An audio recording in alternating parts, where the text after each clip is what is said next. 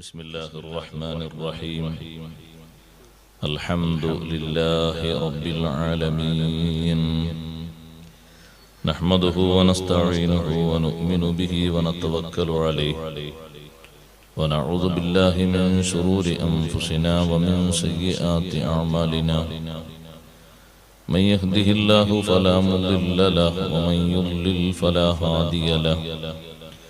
نشهد أن لا إله إلا الله وحده لا شريك له، ونشهد أن سيدنا ونبينا ومولانا محمدا صلى الله عليه وسلم عبده ورسوله.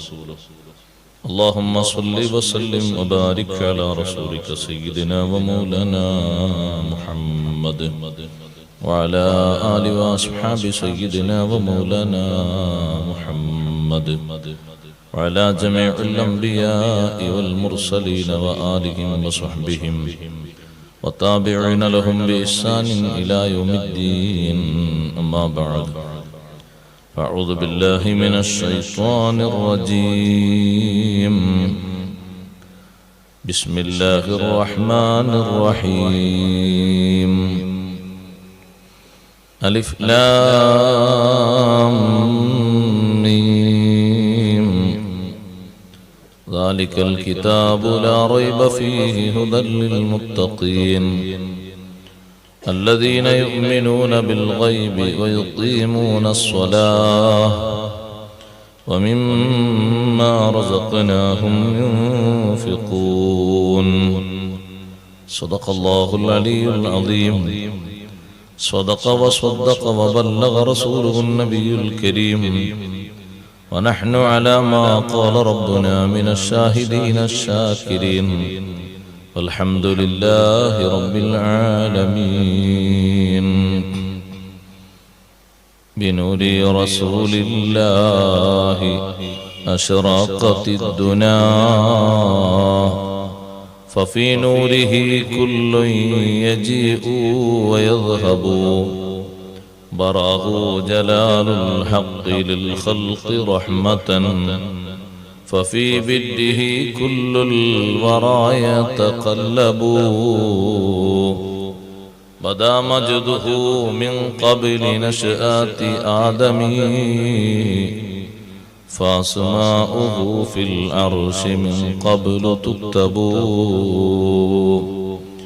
بمبعثه كل النبيين بشرت، فما مرسل إلا له كان يخطب. صلاة وتسليم وأزكى تحيتي على المصطفى المختار خير البرية. ആദരണീയരായ സയ്യിദ് അവർകളെ, ഉസ്താദുമാരെ, പണ്ഡിതന്മാരെ,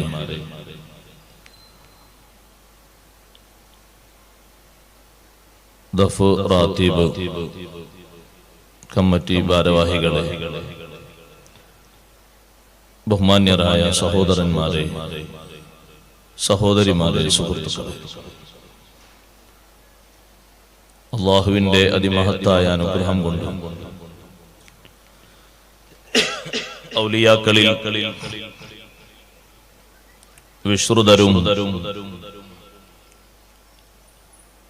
ഏറെ കറാമത്തുകൾ കൊണ്ട് അറിയപ്പെട്ടവരുമായ സുൽത്താനുൽ ആരിഫീൻ അഹ്മദുൽ കബീർ ദിഫാഇ ഖദ്ദസല്ലാഹു സിർറഹുൽ അസീസ് അവരുടെ പ്രത്യേക മേൽനോട്ടവും ബറക്കത്തും നിലനിൽക്കുന്ന നാടാണ് നമ്മുടെ ഈ നാടും പരിസരം. അവരുടെ പേരിലുള്ള റിഫായി റാത്തീബ് അത് നടത്തുന്നതിലൂടെ അവരുടെ മഹനീയ സാന്നിധ്യം നമ്മുടെ എല്ലാ രംഗങ്ങളിലും ഒരു മേൽനോട്ടമായി നാം വിശ്വസിക്കുന്നു, കാണുന്നു. അക്കാരണം കൊണ്ട് നമ്മിലും നമ്മുടെ കുടുംബങ്ങളിലും ഉണ്ടായിത്തീരുന്ന വലിയ നേട്ടം പരിശുദ്ധ ദീനിന്റെ യഥാർത്ഥ പാരമ്പര്യ വഴികളിൽ നിന്ന് ഒരിക്കലും തെറ്റിപ്പോകാതെ അമ്പിയാക്കളെയും മൗലിയാക്കളെയും സ്നേഹിക്കുകയും ബഹുമാനിക്കുകയും ചെയ്യുന്ന ആ ഒരു താവഴി നമ്മുടെ നാട്ടിൽ എന്നും നിതാന്തമായി നിലനിന്ന് കിട്ടും. അള്ളാഹു സ്വീകരിക്കുമാറാകട്ടെ. അത്തരത്തിലുള്ള റാത്തീബുകൾ സജീവമാക്കുന്നതിലും മഹാരഥന്മാരുടെ അനുസ്മരണം നിലനിർത്തുന്നതിലും കഴിഞ്ഞ കാലങ്ങളിൽ പങ്കുവഹിച്ച് നേതൃത്വം നൽകി ആരെല്ലാം സഹായിച്ച് സഹകരിച്ച് വിടവാങ്ങിയോ എല്ലാവരുടെയും ബർസഖിയായ ലോകം അള്ളാഹു വെളിച്ചമാക്കി കൊടുക്കട്ടെ. പ്രത്യേകിച്ച് ഞാനിവിടെ വന്നപ്പോൾ ദുആ കൊണ്ട് പ്രത്യേകം അറിഞ്ഞ നമ്മുടെ ബദറുദ്ദീൻ ഹാജിയുടെ ജ്യേഷ്ഠ പുതിയാപ്പുളയുടെ മകൾ ഹുനൈന എന്ന് പറയുന്ന ആ സഹോദരി, ചെറുപ്പക്കാരി, അവർ പ്രത്യേകം ദുആ കൊണ്ട് അറിയിച്ചതാണ്. അല്ലാഹു സുബ്ഹാനഹു വ തആല നമ്മുടെ ഈ സദസ്സിന്റെ ബറക്കത്തുകൾ ആ സഹോദരിയുടെ ഹദ്റത്തേക്ക് അല്ലാഹു എത്തിച്ചു കൊടുക്കുമാറാകട്ടെ. വലിയ സന്തോഷമുള്ള സ്വർഗീയ ലോകത്ത് ഏറ്റവും വലിയ സന്തോഷം കളിയാടുന്ന ജീവിതം അല്ലാഹു നൽകുമാറാകട്ടെ. കഴിഞ്ഞകാല ജീവിതത്തിൽ എന്തെല്ലാം വിഷമങ്ങൾ രോഗങ്ങൾ അനുഭവിച്ചു അതെല്ലാം കഫാറത്തായി സ്വീകരിച്ച് അല്ലാഹു വലിയ സ്ഥാനം നൽകി അനുഗ്രഹിക്കുമാറാകട്ടെ. അവരുടെ മാതാപിതാക്കൾ, മറ്റു ബന്ധുക്കൾ എല്ലാവർക്കും അല്ലാഹു ബർക്കത്ത് നൽകുമാറാകട്ടെ. ആമുഖമായി പ്രാർത്ഥിച്ച് ഒരു വലിയ വിഷയമാണ് നമ്മുടെ ചർച്ചയ്ക്ക് മുന്നിലുള്ളത്. ഞാൻ അതിന്റെ പ്രധാനപ്പെട്ട ചില ഭാഗങ്ങൾ മാത്രം പറയാനാണ് ഉദ്ദേശിക്കുന്നത്. എല്ലാ ദിവസവും നിങ്ങൾ ഇവിടെ വാത് കേൾക്കാനുള്ളത് കൊണ്ട് നിങ്ങളെ മടുപ്പിക്കാൻ പാടില്ല. നാളെയും ഉണ്ട്, നാളെയും മറ്റന്നാളൊക്കെ വളരെ പ്രധാനപ്പെട്ട വിഷയമാണ്. നമ്മൾ ഏറ്റവും അധികം പഠിക്കേണ്ട വിഷയമാണ് നിസ്കാരം. ആദ്യമായി ഞാൻ ഓർമ്മപ്പെടുത്തുന്നത് അടിമ അള്ളാഹുവിന് ചെയ്യുന്ന ഏറ്റവും വലിയ നന്ദി ഈമാനിന് ശേഷം നിസ്കാരമാണ്. അടിമയിൽ നിന്ന് അള്ളാഹു പ്രതീക്ഷിക്കുന്ന, പ്രത്യേകിച്ച് അള്ളാഹുവിന്റെ പ്രതിനിധികളായ മനുഷ്യരിൽ നിന്ന് അള്ളാഹു പ്രതീക്ഷിക്കുന്ന ഏറ്റവും വലിയ നന്ദി ഈമാനാണ്, വിശ്വാസം.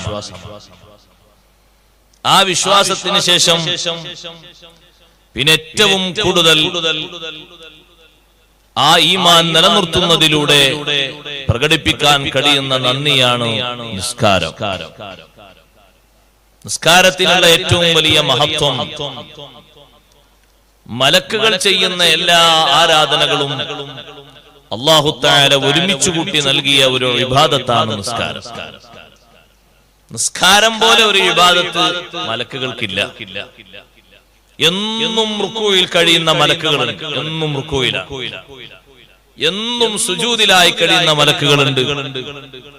ഖിയാമിലായി എന്നും തസ്ബീഹ് ചൊല്ലി നിൽക്കുന്നവരുണ്ട്. അതേ രൂപത്തിൽ തന്നെ ഇരുത്തത്തിൽ അത്തഹിയ്യാത്തിൽ ഇരുന്ന് അല്ലാഹുവിനെ പ്രകീർത്തിക്കുന്ന, പ്രശംസിക്കുന്ന ധാരാളം മലക്കുകളുണ്ട്. ആ മലക്കുകൾ എല്ലാവരും കൂടി ചെയ്യുന്ന എല്ലാ സുഹൃതങ്ങളെയും ഒരുമിച്ച് കൂട്ടി മലക്കുകളെക്കാളും വലിയ ബഹുമാനം അല്ലാഹു നൽകിയ വിഭാഗമാണ് മനുഷ്യരിൽപ്പെട്ട അമ്പിയാക്കൾ. മലക്കുകളെക്കാളും ബഹുമാനമുള്ള ഇബാദത്ത് വേണമല്ലോ. അതിന് അല്ലാഹു തആല തെരഞ്ഞെടുത്തു നൽകിയ ഇബാദത്താണ് നിസ്കാരം. നിസ്കാരം നിർവഹിക്കാത്ത ഒറ്റ നബിയും ലോകത്ത് കഴിഞ്ഞു പോയിട്ടില്ല. എല്ലാ നബിമാരും നിസ്കരിച്ചിട്ടുണ്ട്. വഔഹൈനാ ഇലൈഹിം ഫിഅലൽ ഖൈറാത്തി വഇഖാമസ് സ്വലാത്തി വഇതാഅസ് സകാത്ത്. മുഴുവൻ നബിമാരിലേക്കും നാം വഹി അറിയിച്ചിട്ടുണ്ട്. ഫിഅലൽ ഖൈറാത്തി, നന്മകൾ ചെയ്യണമെന്ന്, എല്ലാ നന്മകളും ചെയ്യണം എന്ന വഹി നാം നബിമാർക്ക് നൽകിയിട്ടുണ്ട്. ആ നന്മകളിൽ രണ്ടെണ്ണം അല്ലാഹു എടുത്തു പറഞ്ഞു. വഇഖാമസ് സ്വലാത്തി വഇതാഅസ് സകാത്ത്, നിസ്കാരം നിലനിർത്തണമെന്നും സകാത്ത് കൊടുക്കണമെന്നും അമ്പിയാക്കൾക്ക് നാം വഹി നൽകിയിട്ടുണ്ട്. ലോകത്ത് നിസ്കരിക്കാത്ത ഒരൊറ്റ നബിയും കഴിഞ്ഞു പോയിട്ടില്ല. സകാത്ത് കൊടുക്കാത്ത, അത് നിർദ്ദേശിക്കാത്ത ഒരു നബിയും കഴിഞ്ഞു പോയിട്ടില്ല. വകാനൂ ലനാ ആബിദീൻ. ആ അമ്പിയാക്കൾ നമുക്ക് ആരാധന നടത്തുന്നവരായിരുന്നു. കുട്ടിക്കാലത്ത് സംസാരപ്രായം എത്തുന്നതിന്റെ മുമ്പ് തൊട്ടിലിൽ കുട്ടിയായി കിടക്കുന്ന സമയത്ത് ബഹുമാനപ്പെട്ട ഈസാ നബി അലൈഹിസ്സലാം ആരാണെന്നതിൽ അവിടുത്തെ ജനത സംശയിച്ചു കൊണ്ടിരിക്കുമ്പോ ചിലരൊക്കെ പറഞ്ഞു മറിയം ബീവി റളിയല്ലാഹു അൻഹയിൽ ജനിച്ചൊരു ജാരസന്തതിയാണ്. മറിയം ബീവി റളിയല്ലാഹു അൻഹയെ അവര് കടന്നാക്ഷേപിച്ചു. ഇങ്ങനെ പലതും പറഞ്ഞ് വിമർശിച്ചു കൊണ്ടിരിക്കുമ്പോ കുട്ടിയോട് ചോദിക്കാൻ വേണ്ടി മറിയം ബീവി റളിയല്ലാഹു അൻഹ ആംഗ്യം കാണിച്ചു കൊടുത്തപ്പോൾ ഖാലൂ കൈഫ നുകല്ലിമു മൻ കാന ഫിൽ മഗ്ദി സബിയ്യാ. തൊട്ടിലിൽ കുട്ടിയായി കിടക്കുന്ന വ്യക്തിയോട് ഞങ്ങൾ എങ്ങനെ സംസാരിക്കാനാണ്? തൊട്ടിലിൽ കിടക്കുന്ന കുട്ടികളോട് സംസാരിച്ചൊരു ശീലം ഞങ്ങൾക്കില്ല. സംസാരത്തിന് പ്രായമുറ്റുന്നവരോടല്ലേ സംസാരിക്കുന്ന പതിവ്. അതവര് പറയുമ്പോഴേക്ക് ഖാല ഇന്നി അബ്ദുല്ലാഹ് ആതാനിയൽ കിതാബ വജഅലനി നബിയ്യാ വജഅലനി മുബാറകൻ ഐനമാ കുന്തു വഔസാനി ബിസ്സലാത്തി വസ്സകാത്തി മാ ദുംതു ഹയ്യാ. അല്ലാഹു എന്നോട് വസിയ്യത്ത് ചെയ്തിട്ടുണ്ട്. ബിസ്സലാത്തി, നിസ്കാരം കൊണ്ട്. തൊട്ടിലിൽ കിടക്കുന്ന കുട്ടി പറയുകയാണ്, ഈസാ നബി അലൈഹിസ്സലാം പറയുകയാണ്, വഔസാനി ബിസ്സലാത്തി വസ്സകാ. നിസ്കാരം കൊണ്ട് അല്ലാഹു എന്നോട് വസിയ്യത്ത് ചെയ്തിട്ടുണ്ട്. വസ്സകാത്തി, സകാത്ത് കൊണ്ടും വസിയ്യത്ത് ചെയ്തിട്ടുണ്ട്. മാ ദുംതു ഹയ്യാ, ജീവിക്കുന്ന കാലത്തോളം, ഞാൻ ജീവിക്കുന്ന കാലത്തോളം നിസ്കാരം കൊണ്ട് എന്നോട് വസിയ്യത്ത് ചെയ്തിട്ടുണ്ട്. ഈസാ നബി അലൈഹിസ്സലാം ഇന്ന് ജീവിച്ചിരിക്കുന്നില്ലേ? ഇന്നും നിസ്കരിക്കുന്നുണ്ട്. ഇനി ഒരു 7 കൊല്ലം ഭൂമിയിലേക്ക് ഇറങ്ങി വന്ന് ഇവിടെ താമസിക്കുമെന്ന് സയ്യിദുനാ റസൂലുള്ളാഹി സ്വല്ലല്ലാഹു അലൈഹി വസല്ലം തങ്ങൾ പറഞ്ഞല്ലോ. ഈസാ നബി അലൈഹിസ്സലാം വരുന്നത് സുബ്ഹിന്റെ നേരത്താണ്. ദമസ്കസിലെ വെള്ളമിനാരത്തിലൂടെ മലക്കിന്റെ ചിറകിന്റെ സംരക്ഷണത്തിലായി താഴോട്ടിറങ്ങി വരുമ്പോ മസ്ജിദുൽ അഖ്സയിൽ നിന്ന് വാങ്കുലി മുഴങ്ങുന്ന നേരമാണ്. ഭൂമിയിൽ എത്തിയ ഉടനെ തന്നെ അന്ന് മസ്ജിദുൽ അഖ്സയിൽ ഇമാമായി നേതൃത്വം നൽകുന്നത് ഹബീബ് മുഹമ്മദുർ റസൂലുള്ളാഹി സ്വല്ലല്ലാഹു അലൈഹി വസല്ലം തങ്ങളുടെ പേരക്കുട്ടികളിൽ ഒരാളായ ഏറ്റവും നല്ല ഭരണം നടത്തുന്ന മുഅ്മിനീങ്ങൾക്ക് അത്ര സുഖമുള്ള ഒരു കാലം പിന്നീട് വരാനില്ലെന്ന് തങ്ങൾ പ്രത്യേകം ഊന്നി പറഞ്ഞ ഇമാം മഹ്ദി റളിയല്ലാഹു അൻഹു ആണ് മസ്ജിദുൽ അഖ്സയിൽ നിസ്കാരത്തിന് നേതൃത്വം നൽകുന്നത്. ഇമാം മഹ്ദി തങ്ങളോട് ഓടി വന്നിട്ട് ജനങ്ങൾ പറയും, ഈസാ നബി അലൈഹിസ്സലാം വന്നിരിക്കുന്നു. ദമസ്കസിൽ മസ്ജിദുൽ അഖ്സയിൽ നിന്ന് നടന്നു പോകാനെത്തുന്ന ദൂരത്ത് വാഹനങ്ങളൊക്കെ ഉണ്ട്. എല്ലാവരും സജീവമായി പെട്ടെന്ന് പുറപ്പെടും ഈസാ നബി അലൈഹിസ്സലാമിനെ സ്വീകരിക്കാൻ വേണ്ടി. മസ്ജിദുൽ അഖ്സയിലേക്കാണ് ആദ്യം ആനയിച്ചു കൊണ്ടുവരുന്നത്. ഭൂമിയിൽ ഇറങ്ങുമ്പോൾ സുബ്ഹ് നിസ്കാരത്തിന്റെ വാങ്കുലി കേട്ടു. മസ്ജിദുൽ അഖ്സയിൽ എത്തുമ്പോൾ ഇമാം മഹ്ദി റളിയല്ലാഹു അൻഹു ഈസാ നബി അലൈഹിസ്സലാമിനോട് പറയുമെന്ന് ഹദീസിൽ കാണാം, ഒന്ന് മുന്നോട്ട് നിന്നിട്ട് ഇമാമത്തിന് നേതൃത്വം നൽകൂ. ഈസാ നബി അലൈഹിസ്സലാം പറയും, വാങ്ക് വിളിക്കപ്പെട്ടത് നിങ്ങൾക്കല്ലേ? വാങ്ക് കൊടുത്ത് തീരാത്താണല്ലോ ഞാൻ ഭൂമിയിലെത്തിയത്. വാങ്ക് തുടക്കം മുതൽ ഒടുക്കം വരെ ശരിക്ക് ശ്രദ്ധിച്ച് ശ്രവിച്ച് കേട്ടവര് നിങ്ങളാണ്. ഞാൻ അതിനാണല്ലോ കേട്ടത്. അതുകൊണ്ട് നിങ്ങൾ തന്നെ ഇമാമത്ത് നിൽക്കൂ. ഇമാം മഹ്ദി റളിയല്ലാഹു അൻഹു ഇമാമായി നിൽക്കുന്നു. ഈസാ നബി അലൈഹിസ്സലാം 5 വഖ്ത് നിസ്കരിക്കുകയാണ്. സഹോദരങ്ങളെ, മുഴുവൻ നബിമാർക്കും നിസ്കാരമുണ്ടെങ്കിലും 5 വഖത്ത് ഒരുമിച്ച് അല്ലാഹു നൽകിയ ഒരേ ഒരു സമുദായം ഉമ്മത്ത് മുഹമ്മദ് സ്വല്ലല്ലാഹു അലൈഹി വസല്ലം തങ്ങളാണ്. എന്തിനാണെന്നറിയോ നമുക്ക് 5 വഖത്ത് തന്നത്? നമ്മെ അല്ലാഹു തആല മറ്റു സമുദായങ്ങളിൽ പോലെ സുഖം കൂടുതൽ തന്നിട്ട് നമ്മെ ഈ ഭൂമിയിൽ പരീക്ഷിക്കാനല്ല. 5 വഖത്ത് തന്നിട്ട് നാളെ ആഖിറത്തിൽ മുന്നോട്ട് നടക്കാനാണ്. ഏറ്റവും അവസാനം വന്ന സമുദായമാണ് നമ്മൾ. നഹ്നുൽ ആഖിറൂൻ അസ്സാബിഖൂന യൗമൽ ഖിയാമ. അവസാനം വന്ന സമുദായമാണെങ്കിലും ഖിയാമത്ത് നാളിൽ ആദ്യം പാലം കടന്നു പോകുന്നത് മുഹമ്മദുർ റസൂലുള്ളാഹി സ്വല്ലല്ലാഹു അലൈഹി വസല്ലം തങ്ങളുടെ സമുദായമാണ്, ഉമ്മത്താണ്. അല്ലാഹ് നമുക്ക് ഭാഗ്യം തരട്ടെ. ആദ്യം പാലം കടക്കാൻ പോകുമ്പോ മറ്റു സമുദായങ്ങൾ വിടുവോ? കാരണം 900 കൊല്ലം ജീവിച്ചവര്, 500 കൊല്ലം ജീവിച്ചവര്, 400 കൊല്ലം ജീവിച്ചവര്, 350 കൊല്ലം ജീവിച്ചവര്, ഇവരൊക്കെ ഉണ്ട്. അവരങ്ങനെ പെട്ടെന്ന് പെർമിഷൻ തരും. ഇതൊരു സാധാ ഒരു പാലത്തിലൂടെ കടന്നു പോകല്ലോ. അപ്പോഴേക്ക് ഈ ഉമ്മത്തിൽപ്പെട്ട ആളുകൾ അവരുടെ എല്ലാവിധ ഐഡന്റിറ്റിയും ഉയർത്തി കാണിച്ചു കൊടുത്ത് മറ്റു സമുദായങ്ങളെ മുന്നിൽ അവർ കാണിച്ചു കൊടുക്കുന്നത് അമലിന്റെ കർമ്മങ്ങളുടെ വീര്യമാണ്. കണ്ടില്ലേ, നിങ്ങൾക്കാർക്കും 5 വക്ത് നിസ്കാരമില്ലല്ലോ, നിങ്ങൾക്കാർക്കും 1 മാസത്തെ നോമ്പില്ലല്ലോ, നിങ്ങൾക്കാർക്കും ലൈലത്തുൽ ഖദർ എന്ന മഹത്വമില്ലല്ലോ, നിങ്ങൾക്കാർക്കും വെള്ളിയാഴ്ച ദിവസത്തിലെ ആരാധനയില്ലല്ലോ. ഞങ്ങൾക്ക് അല്ലാഹു നൽകിയത് ഏറ്റവും മഹത്വമുള്ള ബഹുമാനമുള്ള ശ്രദ്ധതയുള്ള നേതാവിനായപ്പോൾ ആ നേതാവിന്റെ കീഴിൽ ജീവിക്കുന്ന അനുയായികളായ ഉമ്മത്ത്, അവിടുത്തെ സ്വീകരിച്ച് വിശ്വസിച്ച ഉമ്മത്ത് അമലിൽ കുറവുള്ളവരാകാൻ പാടില്ല. നിങ്ങൾ ചെയ്തതിനേക്കാളും കർമ്മങ്ങൾ ഞങ്ങൾ ചെയ്തിട്ടുണ്ട്. ബനു ഇസ്രായേൽ എന്ന് പറയുന്ന ഒരു സമുദായത്തിന് അല്ലാഹു നിർബന്ധമാക്കിയത് 2 വഖത്താണ്. സ്വർഗത്തിൽ നിന്ന് ഭക്ഷണം കിട്ടിയവരാണ് അവര്. മക്കാർക്ക് സ്വർഗത്തിൽ നിന്ന് ഭക്ഷണം കിട്ടിയോ? സ്വർഗത്തിൽ നിന്ന് ടൈം ആകുമ്പോ കയ്യും കേകിയിരുന്ന ഒരു ബില്ലും അടക്കേണ്ട ഭക്ഷണം വരിക. അത് കഴിഞ്ഞാൽ പാത്രം കൂടി കേൾക്കണ്ട, അത് മേലോട്ട് പോവുക. എന്തൊരു സുഖ! സ്വർഗത്തിൽ നിന്ന് തളിക ഇറങ്ങി വരിക. 1-ാം നമ്പർ കാടപ്പക്ഷിയും കട്ടിത്തേനും. ഒരു കൊളസ്ട്രോൾ ഉള്ള, ഒരു പ്രഷറും ഉള്ള, ഒരു ഷുഗറും ഇല്ല, ഒന്നുമില്ല. യഥേഷ്ടം ഭക്ഷിക്കും. ഇത്രയെന്നുള്ള ലിമിറ്റ് ഒന്നുമില്ല. അവർക്ക് നേരമാകുമ്പോ ഭക്ഷണം താഴോട്ടിറങ്ങി വരിക, അവരത് ഭക്ഷിക്കാം. മേഘം അല്ലാഹു തആല തണൽ വിട്ടുകൊടുത്ത സമുദായം കലീമുല്ലാഹി മൂസ അലൈഹിസ്സലാത്തു വസ്സലാമിന്റെ സമുദായമല്ലേ? ഒരിക്കലും പറ്റാത്ത രീതിയിൽ 12 ഗോത്രങ്ങൾക്ക് അല്ലാഹു തആല നീരുറവ് നൽകിയില്ലേ? ഒരു പാറക്കല്ലിന്റെ അടിയിൽ നിന്ന് 12 ഗോത്രങ്ങളിലേക്ക് 12 തടാകങ്ങളല്ലേ പൊട്ടിയൊഴുകിയത്? അതിനും ബില്ലടക്കണ്ട.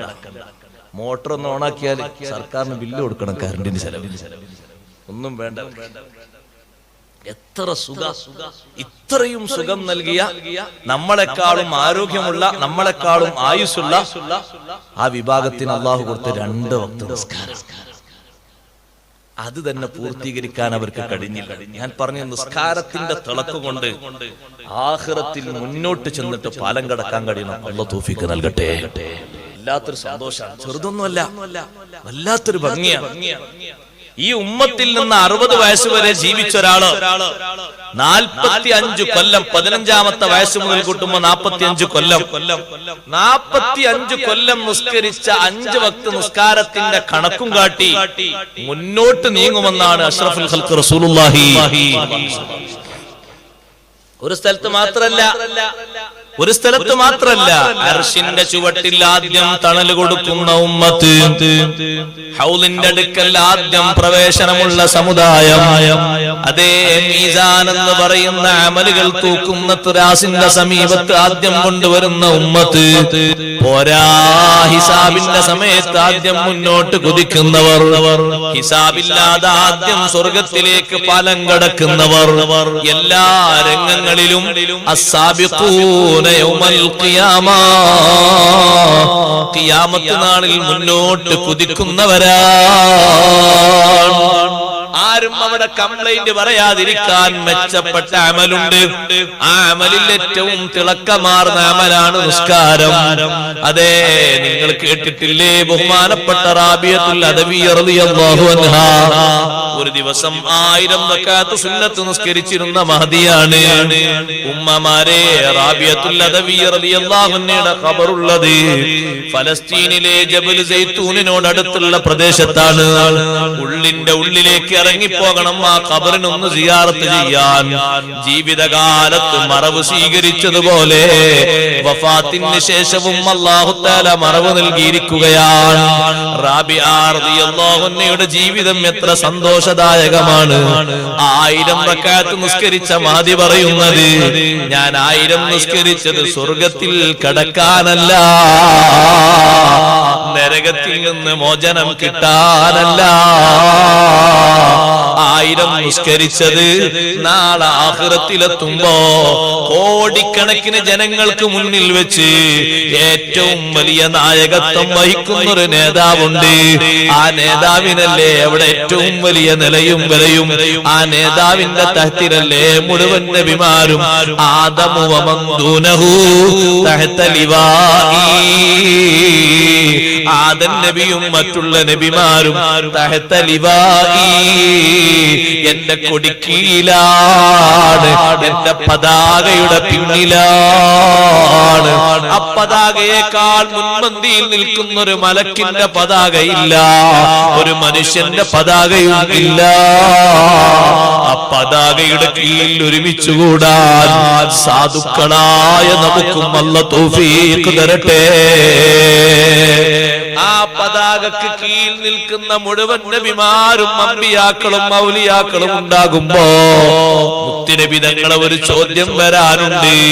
എന്റെ ഉമ്മത്തിൽ നിന്ന് 1000 റക്അത്ത് നിസ്കരിച്ചവരെവിടെ? മുന്നോട്ട് ഞാൻ അങ്ങ് അന്തസ്സോടെ നടന്നു പോകുമെന്ന് റാബിയത്തുൽ അദവിയ്യ. സഹോദരിമാരെ, റാബിയത്തുൽ അദവി റളിയല്ലാഹു അൻഹ നബി തങ്ങളെ വിളിക്കുത്തരം കേട്ട് മുന്നോട്ട് നീങ്ങാൻ. എന്തിനാണ് 1000 റക്അത്ത് നിസ്കാരം? നിങ്ങൾ ആലോചിച്ചു നോക്കൂ. ഏറ്റവും വലിയ സമ്മാനമല്ലേ അത്? 1000 റക്അത്ത് നിസ്കരിച്ചവർ എന്റെ ഉമ്മത്തിൽ നിന്ന് ആരാന്ന് വിളിക്കുമ്പോ മുഴുവൻ നബിമാരും അനുസരിച്ചു പോയി. കാരണം അവരാരുടെയും ഉമ്മത്തിൽ ഇതുപോലെ നിസ്കാരത്തിന്റെ കട്ടിയും ഘനവും ഉള്ളവർ ഇല്ല. ഇതുപോലെ സുന്നത്ത് നിസ്കാരങ്ങൾ തറാവീഹ് മുമ്പ് ഏതെങ്കിലും ഉമ്മത്തിനുണ്ടോ?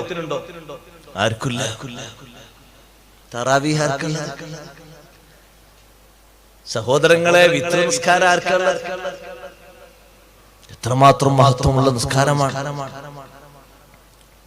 ഒരുപാട് ശ്രേഷ്ഠ നിസ്കാരം.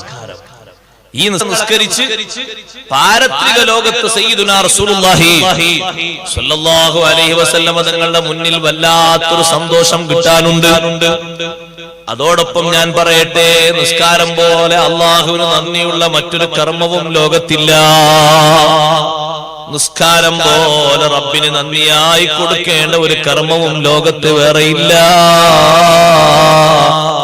അതുകൊണ്ടാണ് സൂറത്തുൽ ബഖറയുടെ തുടക്കത്തിൽ മുത്തഖീങ്ങളെ പരിചയപ്പെടുത്തിയപ്പോ അല്ലാഹു ആദ്യം ഈമാനിനെ പറഞ്ഞു, അല്ലദീന യുഅ്മിനൂന ബിൽ ഗൈബ്.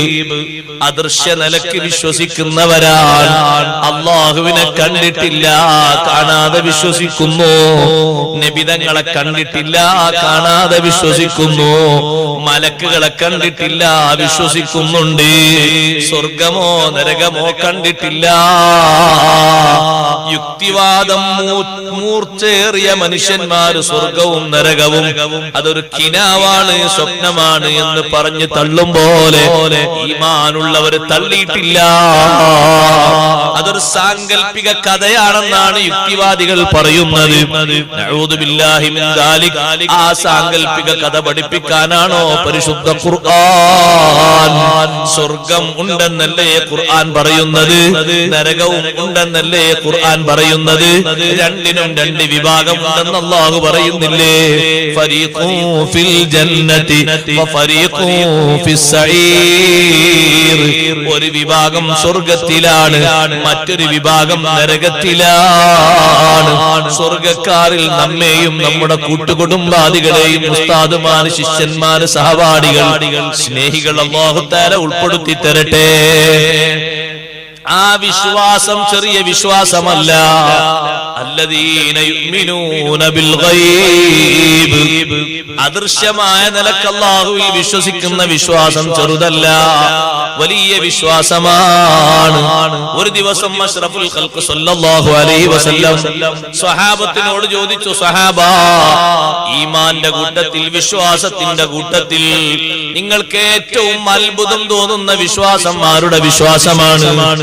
സ്വഹാബത്ത് പറഞ്ഞു, നബിയേ, മലക്കുകളുടെ വിശ്വാസമായിരിക്കും ഈമാനിൽ ഏറ്റവും അത്ഭുതമുള്ള വിശ്വാസം. നബി തങ്ങൾ പറഞ്ഞു, മലക്കുകൾക്ക് എന്താ വിശ്വസിക്കാതിരിക്കാൻ? അവർ അല്ലാഹുവിന്റെ ഹളറത്തിലല്ലയോ? അവർ റബ്ബിനെ കാണുന്നവരാണ്, റബ്ബിന്റെ കലാം കേൾക്കുന്നവരാണ്, റബ്ബിന്റെ നിർദ്ദേശങ്ങൾക്കനുസരിച്ച് പ്രവർത്തിക്കുന്നവരാണ്. അവർക്കെന്താ വിശ്വസിക്കാതിരിക്കാൻ? പ്രശ്നമെന്താണ്? അപ്പൊ സ്വഹാബത്ത് പറഞ്ഞു, എന്നാൽ നബിയെ, അമ്പിയാക്കളായിരിക്കും. നബി തങ്ങളുടെ മറുപടി, അമ്പിയാക്കൾക്ക് എന്താ വിശ്വസിക്കാതിരിക്കാൻ? അവർക്ക് പെട്ടെന്ന് വിശ്വസിച്ചൂടെ? റബ്ബിൽ നിന്ന് വഹി ലഭിക്കുന്നുണ്ടല്ലോ, അവർക്ക് വിശ്വാസത്തിന് തടസ്സമില്ലല്ലോ.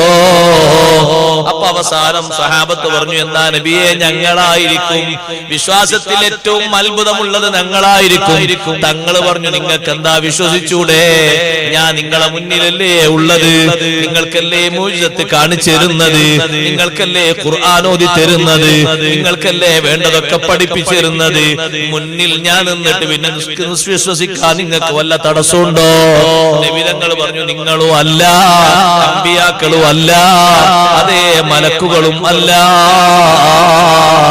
എന്റെ കാലശേഷം വരുന്ന ഖിയാമത്ത് നാൾ വരെ ജനങ്ങളിൽ എന്നെ കാണാതെ, റബ്ബിന്റെ നിർദ്ദേശം ഡയറക്റ്റായി കിട്ടാതെ, വഹി മുഖേന കിട്ടിയ ബോധ്യപ്പെടുത്തലൊന്നുമില്ലാതെ വിശ്വസിക്കുന്ന മുഅ്മിനീങ്ങളുണ്ട്.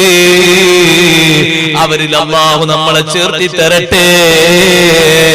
അയ്യുൽ മുഅ്മിനീന അഅജബു ഈമാനാ. മുഅ്മിനീങ്ങളിൽ ഏറ്റവും കൗതുകം നിറഞ്ഞ ഈമാൻ അവരാണ് അല്ലദീന യുഅ്മിനൂന ബിൽ ഗൈബ്. എല്ലാ വിശ്വാസവും അദൃശ്യമായ നിലക്കാണ്. ഞാൻ അല്ലാഹുവിനെ കണ്ടെങ്കിലേ വിശ്വസിക്കൂ എന്നുള്ള വാദം നമുക്കില്ലല്ലോ. കാരണം റബ്ബിനെ കാണേണ്ടതില്ല. റബ്ബിന്റെ അടയാളങ്ങൾ, അനുഗ്രഹങ്ങൾ ധാരാളമില്ലേ? എത്ര അനുഗ്രഹങ്ങളാണ് അല്ലാഹു തന്നത്, എത്ര അടയാളങ്ങളാണ് അല്ലാഹു വെച്ച് തന്നത്. അല്ലാഹു വെച്ച് തന്ന അടയാളങ്ങളിൽ ചിന്തിക്കുന്ന ചെറിയ ബുദ്ധിയുള്ള ഒരു മനുഷ്യന് റബ്ബ് ഉണ്ടെന്നേ സമ്മതിക്കാൻ കഴിയൂ. ഇല്ലെങ്കിൽ സഹോദരാ, എന്തെല്ലാം ഉപകരണങ്ങൾ ലോകത്തുണ്ട്, എന്തെല്ലാം ഉപകരണങ്ങൾ ലോകത്തുണ്ട്. കാറ്റിനെ നിയന്ത്രിക്കാൻ എന്ത് ഉപകരണമാണുള്ളത്?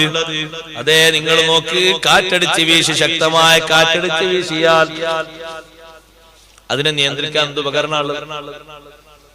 കാലിക്കറ്റ് എയർപോർട്ടിൽ വിമാനം ഇറങ്ങാൻ വേണ്ടി എല്ലാവരും ഒരുങ്ങിക്കഴിയുമ്പോ വിമാനത്തിന്റെ ഉള്ളിൽ നിന്നൊരു അനൗൺസ്മെന്റ്, എല്ലാവരും ഒന്ന് ക്ഷമിക്കണം, മഴയും കാറ്റും കൂടുതലായതുകൊണ്ട് വിമാനം കൊച്ചിയിലേക്ക് വിടുക. ഇങ്ങ് കാസർഗോഡ് എത്തേണ്ട ആള് ഇന്നാലില്ലാഹി വ ഇന്നാ ഇലൈഹി റാജിഊൻ. കൊച്ചിയിലേക്ക് പോയിട്ട് ഞാൻ എത്ര ദൂരം സഞ്ചരിക്കണം? വല്ലാത്ത വിഷമം. കർണാടകയിലേക്ക് എത്തേണ്ട ആളും ഉണ്ട് ആ വിമാനത്തിന്. ആള് വല്ലാതെ വിഷമം പറയാൻ, പടച്ചോനെ അത് ഇവിടെ തന്നെ ഇറങ്ങിയാൽ എത്ര സുഖമുണ്ട്, പുറത്ത് ആളുകൾ കാത്തു നിൽക്കുന്നുണ്ട്, ആ വണ്ടിയിൽ കയറി പോയാൽ മതി. അല്ലെങ്കിൽ കോഴിക്കോട് എത്തിയാൽ ഏതെങ്കിലുമൊക്കെ സുഖമായ വസോ സൗകര്യങ്ങളോ കിട്ടും. ഇതിപ്പോ ഇനി കൊച്ചിയിലേക്ക് പോയാൽ എത്ര ഇടങ്ങേറാ. കൊച്ചിയിലേക്ക് എന്തുപകരണമുള്ളത്? കാലിക്കറ്റ് എയർപോർട്ടിൽ കാറ്റ് തടയാ. എന്തുപകരണങ്ങളാണ് മഴയെ തടയാനുള്ളത്? കാർമേഘത്തെ തടയാൻ എന്തുപകരണമാ ഉള്ളത്? പകൽ സമയത്ത് അല്ലാഹു തആല കരിമ്പുക പോലോത്ത മറ തന്നാൽ അതിനെ വട്ടിമാറ്റാൻ എന്തുപകരണാ ലോകത്തുള്ളത്? ഇതെല്ലാം തരുന്ന ഒരു വ്യക്തിയും ഒരു ശക്തിയും ഉണ്ടോ? ഉണ്ടെങ്കിൽ പറയൂ അന്നഹു ഹുവല്ലാഹ്. അത് അല്ലാഹുവാണ്, വേറെ ആരും ആകാൻ തരമില്ല. നിയന്ത്രണം അല്ലാഹുവിന്റെ കയ്യിലല്ലേ. ആർക്കെങ്കിലും നിയന്ത്രിക്കാൻ പറ്റുന്നുണ്ടോ? നിർവചിക്കാനോ നിർണയിക്കാനോ പറ്റുന്നുണ്ടോ? കൊച്ചിയിലേക്ക് തിരിച്ചുവിട്ട വിമാനം കൊച്ചിയിലെത്തി നോക്കുമ്പോൾ ഇവിടത്തെക്കാളും ശക്തമായ മൂടൽ മഞ്ഞ്. അപ്പൊ കൊച്ചിയിൽ നിന്ന് വേറെ റിപ്പോർട്ട് കോയമ്പത്തൂരിലേക്ക് വിടാണ്. സുബ്ഹാനല്ലാഹ്, കോയമ്പത്തൂരിലേക്ക് വിട്ടാല് കൊച്ചിയിൽ ഇറങ്ങാൻ ആളുണ്ടായിരുന്നു. അയാൾ പറയാ ഒരു ജാക്കറ്റ് തന്നെ ഞാൻ താഴെ എങ്ങനെങ്കിലും ഇറങ്ങിക്കൊള്ളാം. കാരണം കോയമ്പത്തൂർ പോയിട്ട് തിരിച്ചിങ്ങോട്ട് വരേണ്ട ഇടങ്ങേറ് എത്ര വലിയ ഇടങ്ങേറാ. എത്ര ദൂരം താണ്ടണം? ആർക്ക് നിയന്ത്രിക്കാൻ കഴിയും? ഏത് ഉദ്യോഗസ്ഥന് ഏത് ഉപകരണത്തിന് നിയന്ത്രിക്കാൻ കഴിയും? അല്ലാഹു തരുന്ന അടയാളങ്ങളെ കൃത്യമായി അടയാളപ്പെടുത്തുന്നത്, പഠിപ്പിച്ചു തരുന്നത്, നിയന്ത്രിക്കുന്ന, നിയമിക്കുന്ന, കണക്കാക്കുന്ന ഒരു ശക്തിയുണ്ടെന്നാണ്. ആ ശക്തി ആരുടെയും അധീനതയിലല്ല, ആരുടെയും കീഴിലും അല്ല. അത് പരമമായ ശക്തിയുള്ള, പരമമായ നിയന്ത്രണമുള്ള, എല്ലാറ്റിനും സ്വന്തത്തിൽ അധികാരമുള്ളവനായ അല്ലാഹുവാണ്. എളുപ്പത്തിൽ തെളിയിക്കാൻ കഴിയുന്ന വസ്തുതയല്ലേ റബ്ബിന്റെ അടയാളങ്ങൾ. അതിനല്ലേ ധാരാളമുള്ളത്. അല്ലാഹുവിനെ കാണാതെ വിശ്വസിക്കുന്ന നമ്മുടെ ഈമാൻ അത് ചെറിയ ഈമാനല്ല. മുത്തുനബി സല്ലല്ലാഹു അലൈഹി വസല്ലം തങ്ങളെ നമ്മൾ കണ്ടിട്ടില്ലല്ലോ. കാണാൻ അല്ലാഹു തൗഫീഖ് തരട്ടെ. ഇഹത്തിലും പരത്തിലും അല്ലാഹു തൗഫീഖ് നൽകട്ടെ. ഇവിടെയും നബി തങ്ങളെ കാണാം. ഉറക്കത്തിലും കാണാ, ഉണർവിലും കാണാം. മൻ റആനി ഫിൽ മനാമി ഫഖദ് റആനി ഫിൽ യഖ്ള. എന്നെ ആരെങ്കിലും സ്വപ്നത്തിൽ കണ്ടാൽ വലിയൊരു സംഭവമാണ്. മുത്തുനബി സല്ലല്ലാഹു അലൈഹി വസല്ലം തങ്ങളെ സ്വപ്നത്തിൽ കാണാൻ കഴിയാന്ന വലിയൊരു ഭാഗ്യമാണ്. അല്ലാഹു ഭാഗ്യം തരട്ടെ. മഹാന്മാരായ പണ്ഡിതന്മാർ പറഞ്ഞു, നബി സല്ലല്ലാഹു അലൈഹി വസല്ലം തങ്ങളെ സ്വപ്നത്തിൽ കാണുന്ന ഒരു വ്യക്തിക്ക് കിട്ടുന്ന ഏറ്റവും വലിയ സന്തോഷം എന്താണെന്നറിയോ? എന്താണോ ആ വ്യക്തിയെ അലട്ടിക്കൊണ്ടിരിക്കുന്ന പ്രശ്നം അത് പെട്ടെന്ന് പരിഹരിച്ചു. അതൊരു വലിയ പ്രശ്നമാണ്. കോടിക്കണക്കിന് കടമുള്ള ഒരു വ്യക്തിക്കാണോ ആ സന്തോഷ കാഴ്ച കിട്ടുന്നത്, പെട്ടെന്ന് കടം പിടിക്കും. കുഞ്ഞുങ്ങളില്ലാത്ത ഒരാണോ പെണ്ണോ ആണോ കാണുന്നത്, എന്നാൽ അവർക്ക് മക്കളുണ്ടായി ആ ഒരു കാഴ്ച കൊണ്ടുള്ള ഭാഗ്യമാണ്. ശാരീരികമായി അസുഖമുള്ള ഒരാളാണോ കാണുന്നത്, സുഖം കിട്ടും, ശിഫ കിട്ടും. ലോകത്ത് ഒരുപാട് സംഭവങ്ങളില്ലേ. വലിയ പണ്ഡിതനാണ് ഇമാം ഹാക്കിം റളിയല്ലാഹു അൻഹു. ഹാക്കിമാവിന്റെ കിതാബ് ഇന്നുണ്ട് നിലവിൽ, അൽ മുസ്തദ്റക് വല സ്വഹീഹൈൻ. വലിയ കിതാബാണ്. ഇമാം ഹാക്കിം റളിയല്ലാഹു അൻഹു നാട്ടിൽ അറിയപ്പെട്ട പണ്ഡിതനാണ്. പുറത്തിറങ്ങാൻ കഴിയാത്ത രൂപത്തിൽ അസുഖം വന്നുപോയി. കൈകാലുകൾക്കുള്ള വേദനയും തളർച്ചയുമല്ല. ഒരു മനുഷ്യൻ പുറത്തേക്ക് ഇറങ്ങിയാൽ ആദ്യം കാണുന്ന വേവം മുഖമല്ലേ? മുഖം കൊണ്ട് നോക്കിയിട്ടല്ലേ ആളെ പരിചയപ്പെടുന്നത്. മുഖം കാണിക്കാൻ കഴിയാത്ത രൂപത്തിൽ മുഖത്തതാ ചൊറിയും മുറിയുമായി മുഖത്തിന്റെ രൂപഭാവം തന്നെ മാറിപ്പോയി. ആ വലിയ പണ്ഡിതൻ വീട്ടിന്റെ ഉള്ളിൽ ഇരിപ്പായി. നാട്ടുകാരൊക്കെ ധർമ്മസങ്കടത്തിലാണ്, ശിഷ്യന്മാരൊക്കെ പ്രാർത്ഥനയിലാണ്. വെള്ളിയാഴ്ച ഹാക്കിമാം തങ്ങളെ നാട്ടിലുള്ള ഖത്തീബ് ജുമുഅ നിസ്കാരം കഴിഞ്ഞ് ജനങ്ങളോട് പറഞ്ഞു, ജനങ്ങളെ, നിങ്ങൾ എല്ലാവരെയും ഒരു കാര്യം ഏൽപ്പിക്കുകയാണ്. നമ്മുടെ ഇമാമിന് രോഗത്തിന് ശമനം കിട്ടണം. അടുത്ത വെള്ളിയാഴ്ചയാകുമ്പോഴേക്ക് നമുക്ക് റിസൾട്ട് ലഭിക്കണം. അതുകൊണ്ട് എല്ലാ ആണുങ്ങളും പെണ്ണുങ്ങളും സ്വലാത്ത് ചൊല്ലണേ. ഡയറക്റ്റായ നിർദ്ദേശം നബി തങ്ങളിൽ നിന്ന് കിട്ടിയിട്ട് രോഗം മാറാനാ. അല്ലാഹുവിന്റെ റസൂലിനെ പിടിച്ചാൽ നടക്കാത്തത് എന്തുണ്ട് ലോകത്ത്? വമൻ തകും ബിറസൂലില്ലാഹി നുസ്റതുഹു ഇൻ തൽഖഹുൽ സുദുഫി ആജാമിഹ തജ്മീ. അല്ലാഹുവിന്റെ ഹബീബിന്റെ ഒരു വ്യക്തിക്ക് ലോകത്ത് ഒന്നും പേടിക്കാനില്ല. കാട്ടിലെ ഗജവീരനായ സിംഹം മുന്നോട്ട് വന്നാലും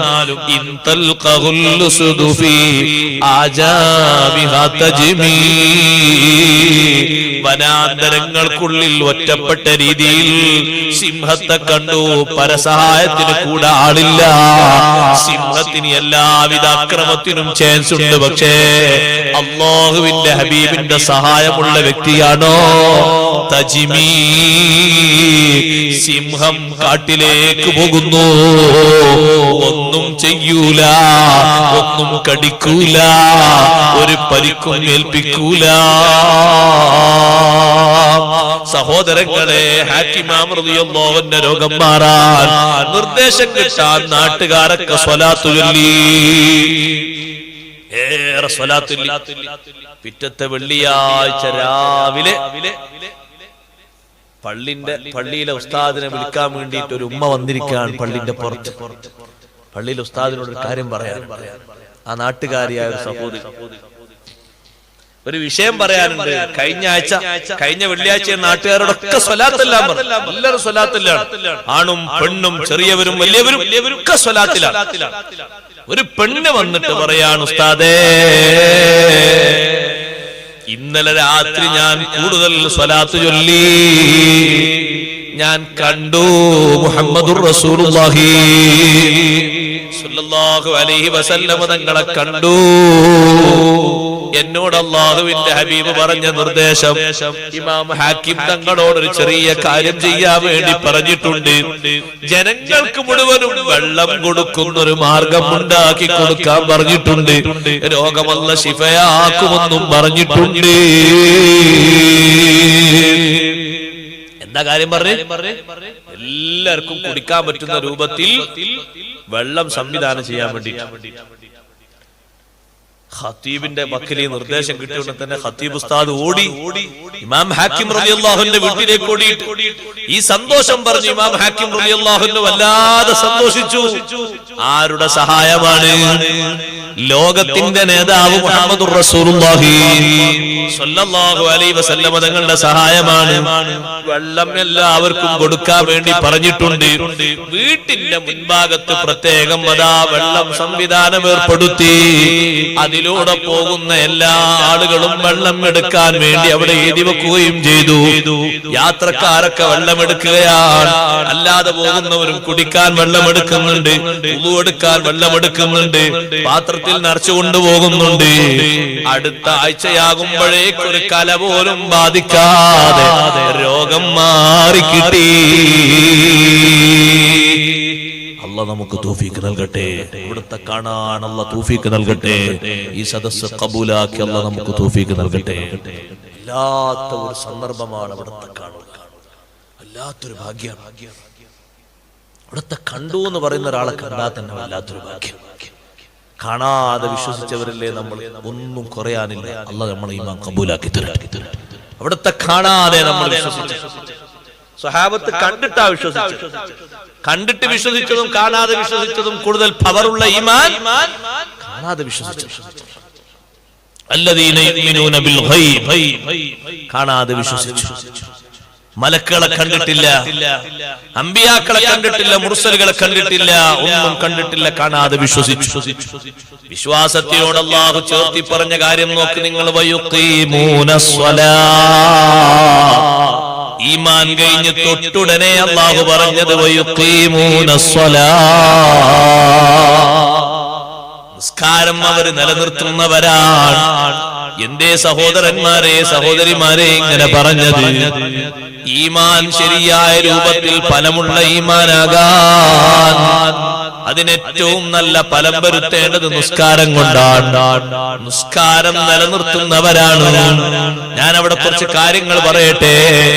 മുക്കല്ലഫായത് മുതൽക്ക് നിങ്ങൾ നോക്ക്, മുക്കല്ലഫായത് മുതൽക്ക്, ബുദ്ധി വന്നത് മുതൽക്ക് ശരീരത്തോട് മനസ്സിനോട് ചേരുന്നൊരു ബാധ്യതയില്ലേ നിസ്കാരം? ബുദ്ധിയുള്ള എല്ലാ മുസ്ലിമും നിസ്കരിക്കണ്ടേ, ശുദ്ധിയുള്ള എല്ലാ മുസ്ലിമത്തും നിസ്കരിക്കണ്ടേ. ആ നിസ്കാരത്തിൽ നിങ്ങൾ നോക്ക്, ഒരു നിലക്കും വിട്ടുവീഴ്ച തരുന്നില്ല. വലാ തസ്ഖുതു സ്വലാത്തു മാദാമ ഖുലുഹു സാബിതാ. ബുദ്ധി നിലനിൽക്കുന്ന കാലത്തോളം നിസ്കാരം ഒഴിവാകൂല. ബുദ്ധി നിലനിൽക്കുന്ന കാലത്തോളം നിസ്കാരം ഒഴിവാകൂല. ഉസ്താദേ, കയ്യനക്കാൻ പറ്റുന്നില്ല, നിസ്കരിക്കണം. കാലനക്കാൻ പറ്റുന്നില്ല, നിസ്കരിക്കണം. തോളനക്കാൻ പറ്റുന്നില്ല, നിസ്കരിക്കണം. ഇരിക്കാൻ കഴിയുന്നില്ല, നിസ്കരിക്കണം. കിടന്നിട്ടാണെങ്കിലോ ആശ്വാസം കിട്ടുന്നില്ല, നിസ്കരിക്കണം. ബുദ്ധിയുണ്ടോ? ഇങ്ങനൊരു കാലപരിധി വെച്ചൊരു അമലേതാണ്. ബുദ്ധിയുള്ള കാലത്തോളം വേണോ നോമ്പ്? വേണ്ട. നോമ്പിന് ശാരീരികമായ ആരോഗ്യം വേണം. ബുദ്ധിയുള്ള കാലത്തോളം നിർവഹിക്കേണ്ടതാണോ ഹജ്ജ്? അല്ല, അതിന് ശാരീരികമായ ആരോഗ്യം വേണം. ബുദ്ധിയുള്ള കാലത്തോളം കൊടുക്കേണ്ടതാണോ സക്കാത്ത്? അല്ല, അതിന് സാമ്പത്തികമായ കണക്കുണ്ടായിരിക്കണം. ആ കണക്കും കൃത്യമായ രൂപത്തിലാകണം. നിസ്കാരം അങ്ങനെയല്ല. അത് നമ്മുടെ ശരീരത്തോട് ബന്ധിക്കും പോലെ ബന്ധിക്കുന്നൊരു അമലും ഇല്ല. പ്രായപൂർത്തി എത്തിയതിനു ശേഷം നിസ്കാരം ഖളാ ഉള്ളവരുണ്ടോ? നിങ്ങൾ എഴുന്നേറ്റ് പോകണ്ട, ഞാനൊരു കാര്യം ഓർമ്മപ്പെടുത്തുകയാണ്. നിസ്കാരം ഖളാ ആക്കുക. എല്ലാവരും ഇങ്ങോട്ട് നോക്ക്, എല്ലാവരും. ഞാൻ കുറഞ്ഞ നേരം സംസാരിക്കുള്ളൂ, കൂടുതൽ സംസാരിക്കാൻ ബുദ്ധിമുട്ടാക്കൂല. എല്ലാവരും പറഞ്ഞ കാര്യം. പ്രായപൂർത്തി എത്തിയതിനു ശേഷം ആണ് പെണ്ണ് ആരാകട്ടെ, നിസ്കാരം ഖളാ ഉള്ളവർ അത് വളരെ കടുപ്പത്തിൽ വീട്ടണം, പെട്ടെന്ന് നിർവഹിക്കണം. അപ്പൊ അത് കുറെ ഉണ്ടെങ്കിൽ അങ്ങനെ നിർവഹിക്കും. വീട്ടിൽ തരാൻ വേണ്ടി, ആയുസിന് വേണ്ടി അള്ളാഹിനോട് ദ്വാരക്കുക. മുമ്പ് കാലത്ത് 30 കൊല്ലം ജോലി ചെയ്തിട്ട് ളുഹറും അസ്റും നഷ്ടപ്പെട്ട ഒരു മനുഷ്യണ്ടായിരുന്നു. 30 കൊല്ലത്തെ ളുഹറും അസ്റും. അയാൾ പിന്നെ റിട്ടയർഡ് ആയപ്പോൾ ഉസ്താദിന്റെ ക്ലാസ് കേൾക്കാൻ വേണ്ടി പള്ളിയിൽ ഇങ്ങനെ, നല്ല മനുഷ്യനാ, അയാളെ പറ്റി നമ്മൾ കേടൊന്നും പറയാൻ പറ്റും. അയാൾ നമ്മളൊക്കെ അല്ലാഹു നല്ലൊരു ചെറുത്തരട്ടെ. അയാൾ പള്ളിയിൽ ദർസ് കേൾക്കാൻ വേണ്ടി, ഫത്തുഹുൽ മീന്റെ ദർസും തഫ്സീറും ഇതൊക്കെ അയാൾ പഠിക്കാൻ. നല്ല ബുദ്ധിമാനാ, നല്ല ഉദ്യോഗസ്ഥൻ, നല്ല ബുദ്ധിമാനായ പഴയ കാലത്തെ നല്ല ഉദ്യോഗസ്ഥൻ.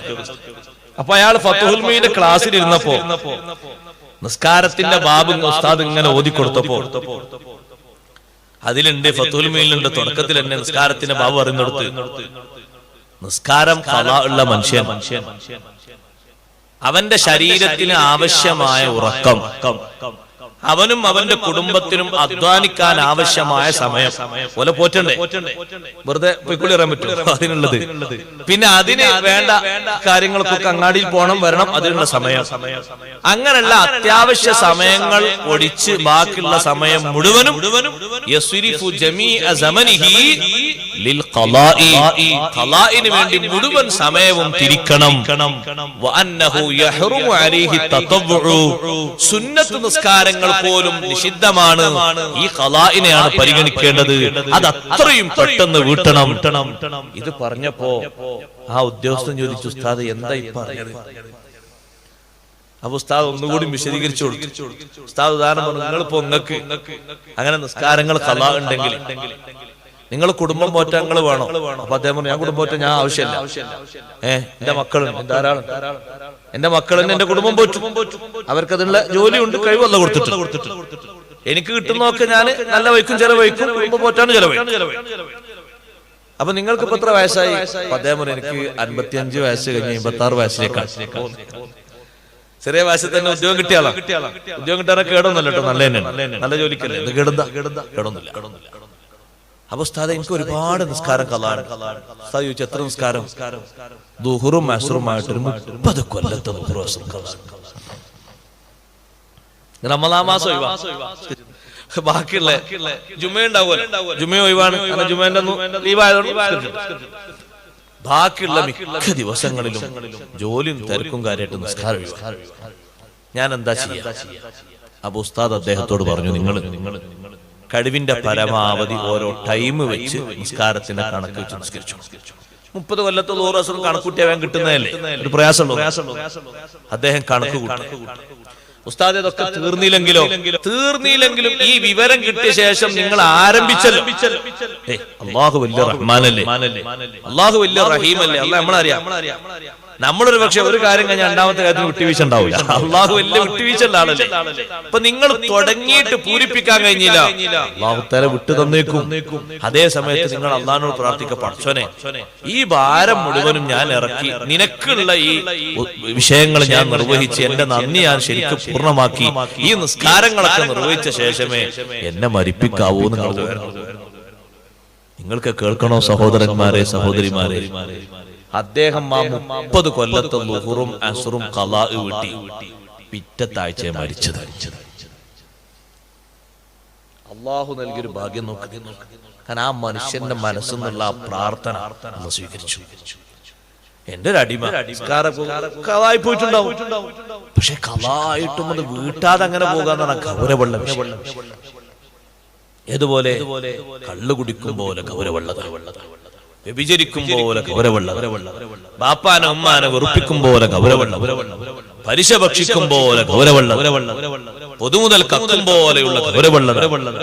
ഇങ്ങനെ കബീറത്തായിട്ട് വൻകുറ്റമായിട്ട് എണ്ണപ്പെട്ട എന്തെല്ലാം ഉണ്ടോ ആ കൂട്ടത്തിൽ എണ്ണപ്പെടുന്ന വൻകുറ്റമാണ് കാരണമില്ലാതെ നിസ്കാരം സമയത്ത് തൊട്ട് പിന്തിക്കുക. ഒരൊറ്റ നിസ്കാരവും അങ്ങനെ പിന്തിക്കാതെ നിർവഹിക്കുന്നത് വലിയ നന്ദിയാണ്. സമയമാകുമ്പോ പെട്ടെന്ന് നിസ്കരിച്ചിരുന്ന മുൻഗാമികളുടെ സ്വഭാവം എന്തിനാണെന്നറിയോ?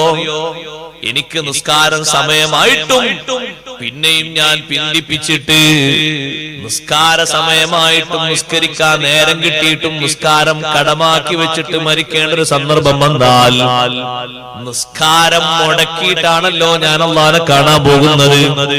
അല്ലാഹു ഇഷ്ടപ്പെടൂലല്ലോ. അതുകൊണ്ട് ഈ ളുഹറിന്റെ വഖ്തിൽ അസറാകുന്നതിന്റെ മുമ്പാണ് എന്റെ മരണം വരുന്നതെങ്കിൽ ളുഹർ ഖളായിട്ട് എനിക്ക് മരിച്ചു പോകരുത്, ളുഹർ അദായിട്ട് തന്നെയാണ് എനിക്ക് മരിച്ചു പോകേണ്ടത്.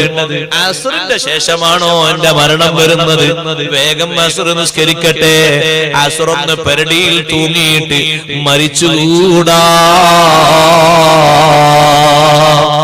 ഇങ്ങനെ നിശ്ചയിച്ചുറപ്പിച്ചിരുന്ന മുൻഗാമികൾ, നല്ലവരായ ഉപ്പമാരും ഉമ്മമാരും ഉമ്മാമമാർ സമയമാകുമ്പോഴേക്കാ കൃത്യം നിർവഹിച്ചത് ഈ ഒരു ബോധത്തോടെയാണ്. കാരണം സമയം കിട്ടിയിട്ടും നീ എന്തുകൊണ്ട് നിസ്കരിച്ചില്ല എന്ന് ചോദിക്കുമ്പോ പിന്നതിന് മറുപടി പറയാനൊക്കില്ലല്ലോ. ഇത്ര സമയം ഞാൻ നിനക്ക് തന്നില്ലേ, ഒക്കെ നീ എടുത്തോ, ഒരു 5 മിനിറ്റ് നിനക്ക് എനിക്ക് തരാനായില്ലേ, 24 മണിക്കൂറിൽ ഒരു 17 മിനിറ്റ് എനിക്ക് നിനക്ക് തരാനായില്ലേ? അല്ലാഹു ചോദിച്ചാൽ 24 മണിക്കൂറിൽ 23 മണിക്കൂറും നീ എടുത്തോ, 23.5 മണിക്കൂറും എടുത്തോ, പിന്നെയും കുറച്ച് മിനിറ്റുകൾ എടുത്തോ, ഒരു 17 മിനിറ്റ് മാത്രം ഫർളായ നിസ്കാരത്തിന് എനിക്കൊന്ന് തരാൻ, അങ്ങനെ ഒരു 17 മിനിറ്റിന്റെ നന്ദി അർപ്പിക്കാൻ നിനക്ക് നേരം കിട്ടിയില്ലേ എന്ന് ഖാലിഖായ റാസിഖായ റബ്ബ് ചോദിക്കുമ്പോ എന്ത് ഉത്തരം പറയാനാ? അതുകൊണ്ട് നിസ്കാരം പെരടിയിലുള്ളവരോട് ഞാൻ പറയട്ടെ, നിസ്കരിച്ച് തീർക്കണം. ളുഹറിന്റെ മുമ്പും ശേഷമൊക്കെ ആയിട്ട് അങ്ങനെ നിസ്കരിച്ച് കടം തീർക്കുക. ഫുള്ള് തീർക്കാൻ വേണ്ടി അള്ളാഹിനോട് ദ്വാർക്കുക. ശിഷ്ടകാല ജീവിതത്തിൽ ഒന്നും നഷ്ടപ്പെടൂല, അത് പ്രതിജ്ഞ എടുക്കുക.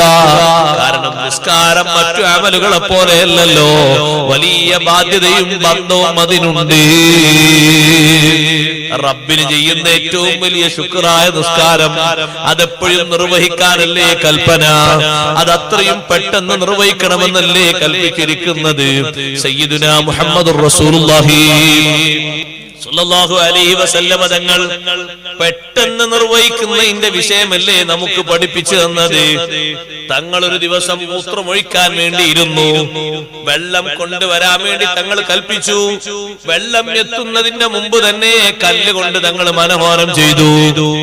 അപ്പൊ സ്വഹാബത്ത് ചോദിച്ചു, നബിയെ, ഞങ്ങൾ വെള്ളം കൊണ്ടുവരുമ്പോഴേക്ക് തങ്ങൾ കല്ലുകൊണ്ട് മനോഹരം ചെയ്തല്ലോ, അതെന്താന്നറിയോ?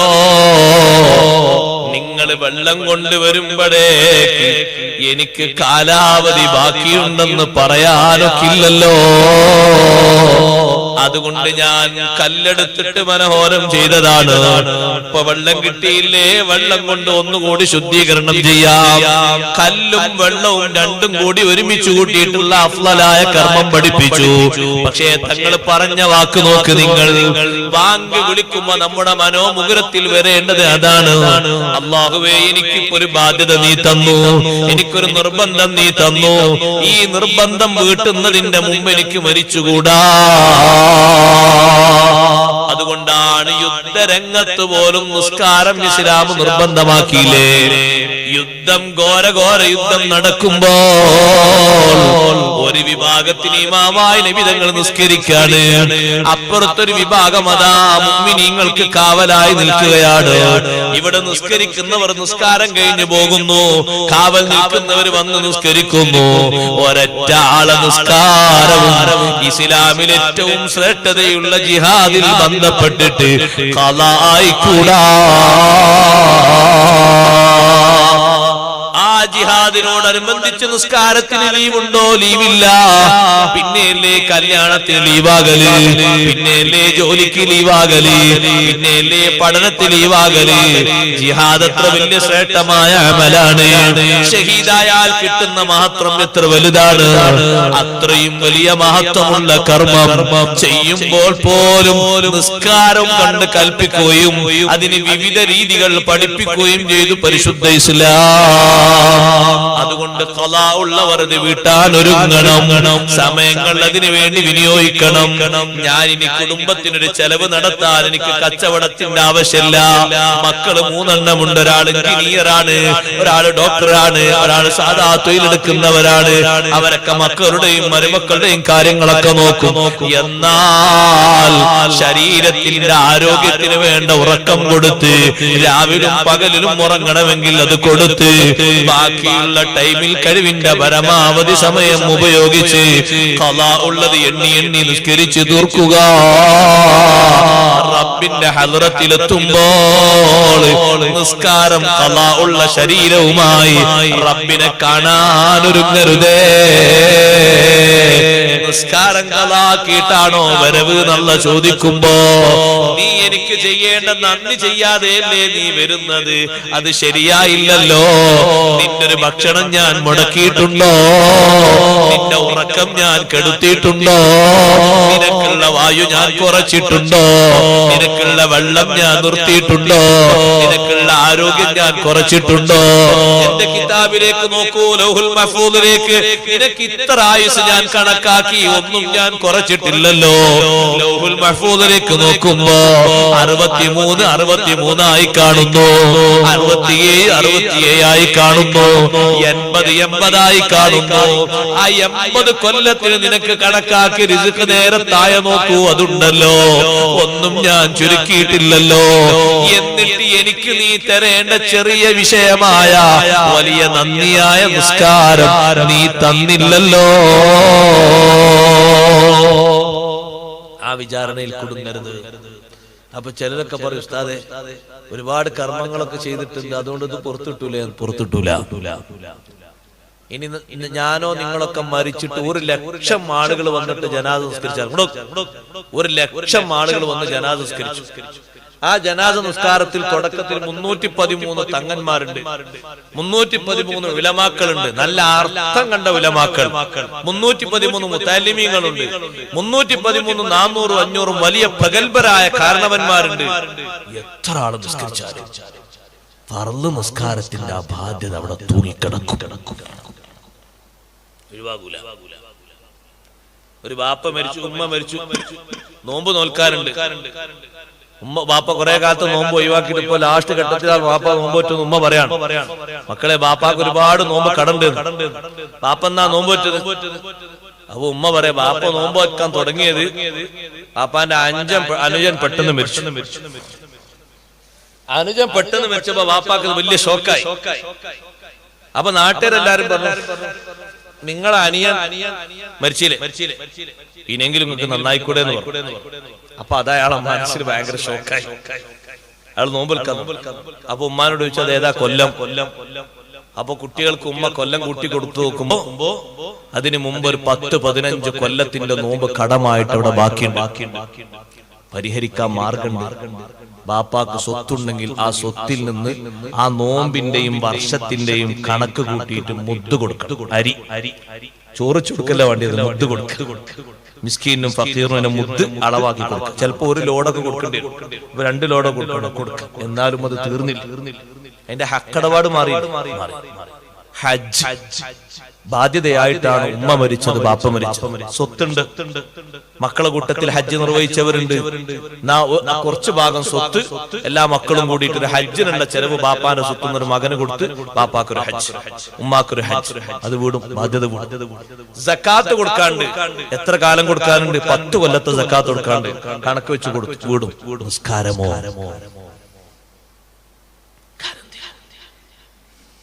10 മക്കളും കൂടിയിട്ട് ഒരു കൊല്ലത്തെ നിസ്കാരം, ഞാൻ മറ്റേ കൊല്ലത്തെ നിസ്കാരങ്ങൾ നിസ്കരിച്ച വീടോ? ശറഇന്റെ മുഅ്തമദായ അഭിപ്രായ പ്രകാരം വീടൂല. ഇമാം സുബ്കി റളിയല്ലാഹു അൻഹു ചെയ്തത് ഒറ്റപ്പെട്ട അഭിപ്രായമാണ്, മുഅ്തമദായ അഭിപ്രായമല്ല. സുബ്കി ഇമാം റളിയല്ലാഹു അൻഹു ചെയ്തു. തന്നെ ഉമ്മാക്ക് കുറച്ച് നിസ്കാരം കടണ്ടായിരുന്നു. സുബ്കി ഇമാം റളിയല്ലാഹു അൻഹു വീട്ടിൽ നിന്ന് കാണാം. മുഅ്തമദായ അഭിപ്രായം അനുസരിച്ച് നിസ്കാരം പകരം വിടാൻ പറ്റുന്ന ഒന്നല്ല. അതുകൊണ്ട് ഖളാ ഉള്ള നിസ്കാരങ്ങൾ വിട്ടണം. അല്ലാഹു തൗഫീഖ് തരട്ടെ. ഖളാ ആയി പോകില്ല എന്ന് പറയാൻ പറ്റുന്ന സാഹചര്യങ്ങൾ കൊണ്ട് ഖളാ ആയിട്ടുണ്ടാവും. ചിലപ്പോൾ അത്ര ശ്രദ്ധ ഉണ്ടായിട്ടുണ്ടാകൂല. പക്ഷെ നല്ലോണം ശ്രദ്ധിക്കണം നിസ്കാരത്തിന്റെ കാര്യം. അത് വലിയ നന്ദിയാണ്. ആ നന്ദി അർപ്പിക്കുമ്പോൾ അർപ്പിക്കണം. നിസ്കാരം മനസ്സിനും ശരീരത്തിനും തറുവായി കിട്ടിയാൽ, ശരീരത്തിൽ നിസ്കാരം ഒരു ഹരമായി കിട്ടിയാൽ എന്തൊരു ഭാഗ്യാന്ന് പറയും നിങ്ങൾ. അല്ലാഹു നമുക്കത് തരട്ടെ. നിസ്കാരം സന്തോഷകരമായി കിട്ടിയാൽ, നിസ്കാരം സന്തോഷത്തിന്റെ ഒരു അമലായി മാറി കിട്ടിയാൽ അല്ലാഹുവിന്റെ അടുക്കൽ ആ അടിമക്കുള്ള സ്വീകാര്യത ചെറുതല്ല. അതുകൊണ്ടാണ് കാലിനും മൈലാഞ്ചിട്ട ഒരാളെ നബി തങ്ങളെ ഹദറത്തിൽ കൊണ്ടുവന്നു. ഹദീസിലുള്ളത് ഉത്തിയ ബി മുഖന്നദിൻ, ഒരു പെൺകൂസനെ കൊണ്ടുവരപ്പെട്ടു. പെൺകൂസ് എന്ന് പറഞ്ഞാൽ പെണ്ണിന്റെ പണി ആണെടുത്താൽ പെണ്ണിന് പറയുന്ന പേരാണെന്ത്? പെൺകൂസൻ. ഇനി വിളിച്ചോണ്ടി കുറച്ച് ദൂരം നിന്ന് വിളിച്ചാൽ മതി. പെൺകൂസൻ. പെണ്ണിന്റെ പണി ആണെടുത്താൽ അങ്ങനെ, ആണിന്റെ പണി പെണ്ണെടുത്താൽ അങ്ങനെ ആൺകൂസൻ തീർന്ന് വിളിക്കും. അത് ചേരൂല. ആണ് ധരിക്കുന്ന ഒരു സറാബിയിലും കുറച്ച് ഫിറ്റായ പാന്റ് പെണ്ണിന് ചേരും. അത് ചേരൂല. പെണ്ണിന് ഏതാ ചേരല്? ആരോഗ്യപരമായും സൗന്ദര്യമായും ലൂസ് ഉള്ളതാ. അങ്ങനെ ആരോഗ്യശാസ്ത്രം പറഞ്ഞ അങ്ങനെ ഗർഭസംബന്ധമായ വിഷയങ്ങൾക്ക് വരെ പെണ്ണ് ധരിക്കുന്ന ടൈറ്റ് ഫിറ്റ് പാന്റ് ബാധിക്കുന്നുണ്ട്. പുരുഷന് വന്യങ്കരണം വരുത്തുന്ന വിഷയത്തിൽ ടൈറ്റ് ഫിറ്റിന് വലിയ ബാധ്യതയുണ്ട്, ചുമതലയുണ്ട്. ആരോഗ്യശാസ്ത്രം പറയുന്നു, ഡോക്ടർമാര് പറയുന്നു, ഞാൻ പറയുന്നതല്ല. നിങ്ങൾ എന്റെ വകായി കൂട്ടും വേണ്ട. കാരണം അത് ബന്ധിക്കുന്ന ഏറ്റവും പ്രധാനപ്പെട്ട മേഖല വളരെ ഗൗരവം നിറഞ്ഞ മേഖല. വേറെയും ഒരുപാട് പ്രശ്നങ്ങളുണ്ട്. ഇരിക്കട്ടെ, പുരുഷൻ പെണ്ണിനെ പോലെ കയ്യിലും കാലിനും മൈലാഞ്ചി തേച്ച ഒരു സഹാബിയെ കൊണ്ടുവന്നു. സഹാബിയാണ്. ഉത്തിയബി മുഖല്ലത്തിൻ ഹദീസിൽ ഒരു പെൺകൂസനെ കൊണ്ടുവരപ്പെട്ടു. നബി തങ്ങളെ മുന്നിൽ ഇങ്ങനെ കൊണ്ടുവന്നപ്പോ മുൻഭാഗത്തു നിന്ന് ഒരാൾ എണീറ്റ് ചോദിച്ചു, നബിയെ പെരടി വെട്ടട്ടെ നബിയെ, പെരടി വെട്ടിക്കോട്ടെ നബിയെ. അല്ലാഹുവിന്റെ ഹബീബ് ചോദിച്ചു, നിസ്കരിക്കുന്ന ആളല്ലേ? നിസ്കരിക്കുന്ന ആളാണ്. innī nuhītu an qatlil musallīn, നിസ്കരിക്കുന്നവരെ കൊല്ലാൻ പാടില്ല. നിസ്കരിക്കുന്ന ആളല്ലേ, ബഹുമാനുണ്ട്. ഈ തെറ്റ് ചെയ്തിട്ടും നിസ്കരിക്കുന്ന ആൾക്കുള്ള ബഹുമാനം നോക്ക്. സ്വഹാബത്ത് എണീറ്റ് ചോദിക്കാൻ നബി തങ്ങളോട് പെരടി വെട്ടട്ടെ, ഗൗരവമുള്ള വിഷയല്ലേ ചെയ്തത്. കാരണം പുരുഷൻ മൈലാഞ്ചി തേക്കൽ സുന്നത്തായത് നരച്ച താടിക്കും തലക്കുമാണ്. പുരുഷൻ ഒരു സൗന്ദര്യമുള്ള ആളാണെങ്കിൽ കയ്യും കാലും മൈലാഞ്ചി ഉണ്ടോ? വേണ്ട. ഇപ്പോഴും നോക്ക് നിങ്ങൾ, നമ്മളെ കൂട്ടത്തിന് ഏതെങ്കിലും ഒരു 60-70 വയസ്സുള്ള ഒരു ഉപ്പ ഒരു പുതിയ ഷർട്ടും ഒരു പുതിയ തുണിയും ഒരു പുതിയ തോർത്തുമുണ്ടൊക്കെ ഇട്ട് അങ്ങാടിയിലേക്ക് വന്നാൽ ആളുകൾ എന്ത് പറയും? ഓ കണ്ട അന്നലെ മംഗലം കഴിഞ്ഞ ആളമാരുണ്ടല്ലോ. മംഗലം കഴിഞ്ഞിട്ട് എത്ര കൊല്ലായി പേരക്കുട്ടികളായിട്ടുണ്ട്. പുതിയാപ്പിളാണല്ലോ. അതാ അതൊരു സൗന്ദര്യ, ശരീരത്തിന് അല്ല എന്ന സൗന്ദര്യമാണ്. അതിന് വേറെ വർദ്ധക വസ്തുക്കൾ ആവശ്യമില്ല. അല്ലാഹു അങ്ങനെ പഠിച്ചു. സഹോദരിമാരെ നമ്മൾ ഖേദിച്ചിട്ടെന്താ? അത് അവർക്കുള്ളൊരു സ്ഥാനാണ്. അല്ലാഹു തആല അവർക്ക് ഹലാലാക്കി കൊടുത്തതാണ്. അവരുടെ സൗന്ദര്യത്തിന് അല്ലാഹു തആല ഹലാലാക്കി കൊടുത്തു. മൈലാഞ്ചി അവർക്ക് സുന്നത്തില്ലേ? ഗൾഫിൽ നിന്ന് നാളെ ഭർത്താവ് വരികയാണ്. ഭാര്യ ചെയ്യേണ്ട സുന്നത്തായ കർമ്മങ്ങളിൽ ഒരു കർമ്മം എന്താ? മൈലാഞ്ചി ഒന്ന് ചമഞ്ഞൊരു. ഭർത്താവ് വീട്ടിലേക്ക് ഒന്ന് സലാം പറഞ്ഞപ്പോ കയ്യിനും കാലിലൊക്കെ കണ്ട മൈലാഞ്ചി കണ്ടപ്പോ ഒന്നുകൂടി സന്തോഷം. എന്നാ ഏറെ കൂലി കിട്ടും ആ കുട്ടിക്ക്. ഭർത്താവിന്റെ കൽബിൽ ഒരു മൈലാഞ്ചി കൊണ്ട് കുറച്ചുകൂടി സന്തോഷം കൊടുക്കാൻ കഴിഞ്ഞാൽ അൽഹംദുലില്ലാഹ്. പെരുന്നാക്ക് മാത്രമല്ല, പെരുന്നാക്ക് മാത്രമൊന്നുമല്ല, ആഘോഷ ദിവസങ്ങൾ വരൂലേ, കല്യാണം വരും, അതുപോലെ തന്നെ സൽക്കാരം വരും. ഭർത്താവ് ജോലി കഴിഞ്ഞ് വരികയാണ്, 2 കൊല്ലായി പോയിട്ടില്ലേ, 1 കൊല്ലായി പോയിട്ട് 6 മാസമായി പോയിട്ട് വരികയാണ്. അതിനൊക്കെ ബാപ്പയും ഉമ്മയും ഒക്കെ വിദേശത്തെ നിന്ന് അവര് വരികയാണ്. അവരെ മുന്നിൽ ഹലാലായ സുന്നത്തായ രൂപത്തിൽ ചമൽക്കാരങ്ങൾ പുഴക്ക സുന്നത്താണ്. ആ പണിയെടുത്തിട്ടാണ് ഒരു സഹോദരൻ ഒരു സ്വഹാബിയെ ഹാജരാക്കിയത്.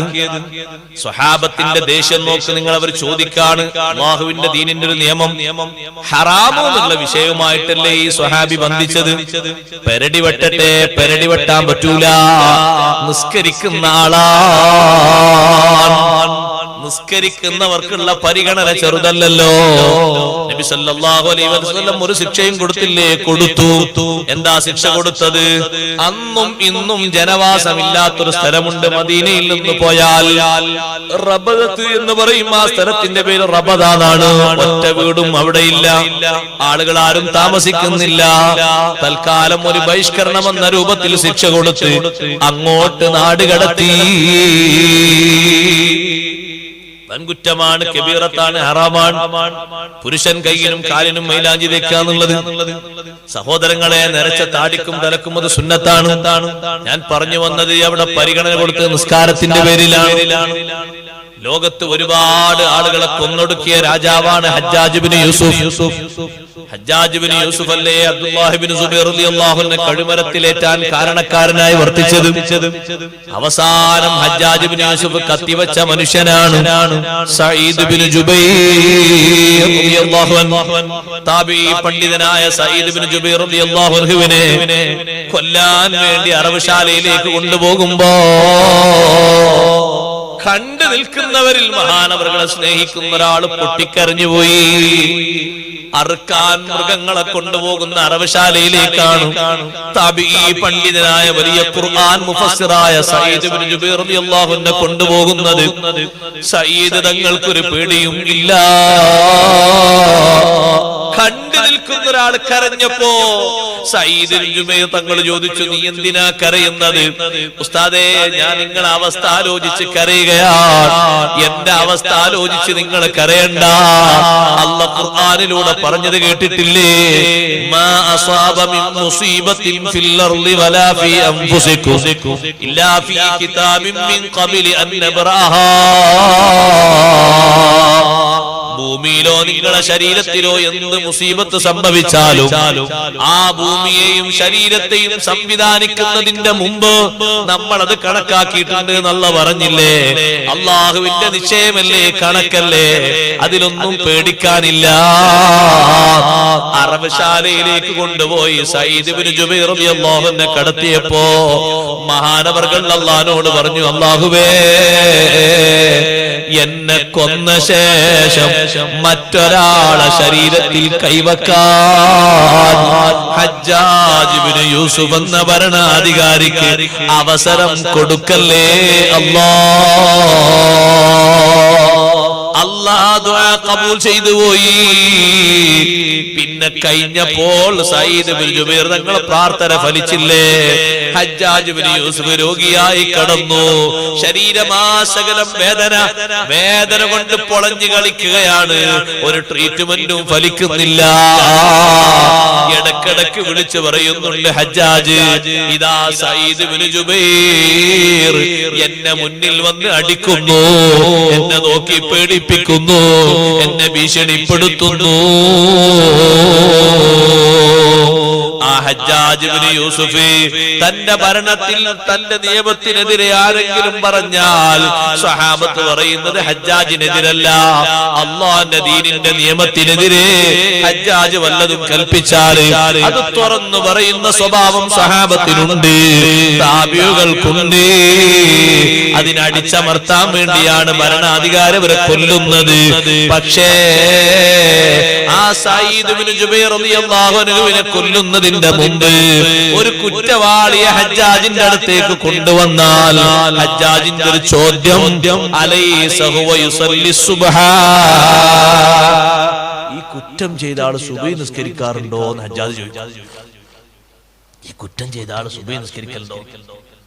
ഒരു കുറ്റത്തിന്റെ പേരിൽ കോർട്ടിൽ ഹാജരാക്കുന്ന ആളാണ്, സുബഹി നിസ്കരിക്കലുണ്ട്. എന്നാ അയാളൊന്നും ചെയ്യണം, പോയിക്കോട്ടെ. കാരണം എന്താ? ഹദീസിലുണ്ട്, മൻ സല്ല സുബ്ഹ ഫഹുവ ഫലാ യത്രുബന്നകുല്ലാഹു ബിശൈഇൻ മിൻ ദിമ്മത്തിഹി. സുബ്ഹി ഒരാൾ നിസ്കരിച്ചാൽ ഫഹുവ ഫീ ദിമ്മത്തില്ലാ, അവൻ അല്ലാഹുവിന്റെ സംരക്ഷണ, അല്ലാഹുവിന്റെ ഉത്തരവാദിത്തത്തിലാണ്. ആ ഉത്തരവാദിത്തത്തിൽ നിന്നും ആ സംരക്ഷണത്തിൽ നിന്നും ഒന്നും കളഞ്ഞു കുളിക്കാൻ അല്ലാഹു നിങ്ങളോട് ആവശ്യപ്പെടുന്നില്ല. വല്ലതും ചെയ്തിട്ട് നിങ്ങൾക്ക് ഗുരുത്തക്കേട് പറ്റരുത്, ശിക്ഷ പറ്റരുത്, അത് നിങ്ങൾ സൂക്ഷിക്കണം. ഈ ഒരു പേടി കൊണ്ടാണ് ഹജ്ജാജ് പറയുന്നത്, സുബ്ഹി നിസ്കരിക്കുന്ന ആളാ നാ ഒന്നും ചെയ്യണ്ട. പിന്നെ ആ സ്വഹാബിമാരും താബീങ്ങളൊക്കെ കൊന്നതോ, അത് അവരെപ്പോഴും ശല്യമായി മാറും എന്ന് കരുതിയിട്ട് അങ്ങോട്ട് കൊന്നതാണ്. കാരണം അവരുടെ എഴുത്തും അവരുടെ പ്രഖ്യാപനവും ജനങ്ങൾ അത്രയും സ്വീകരിക്കുന്നതാണ്.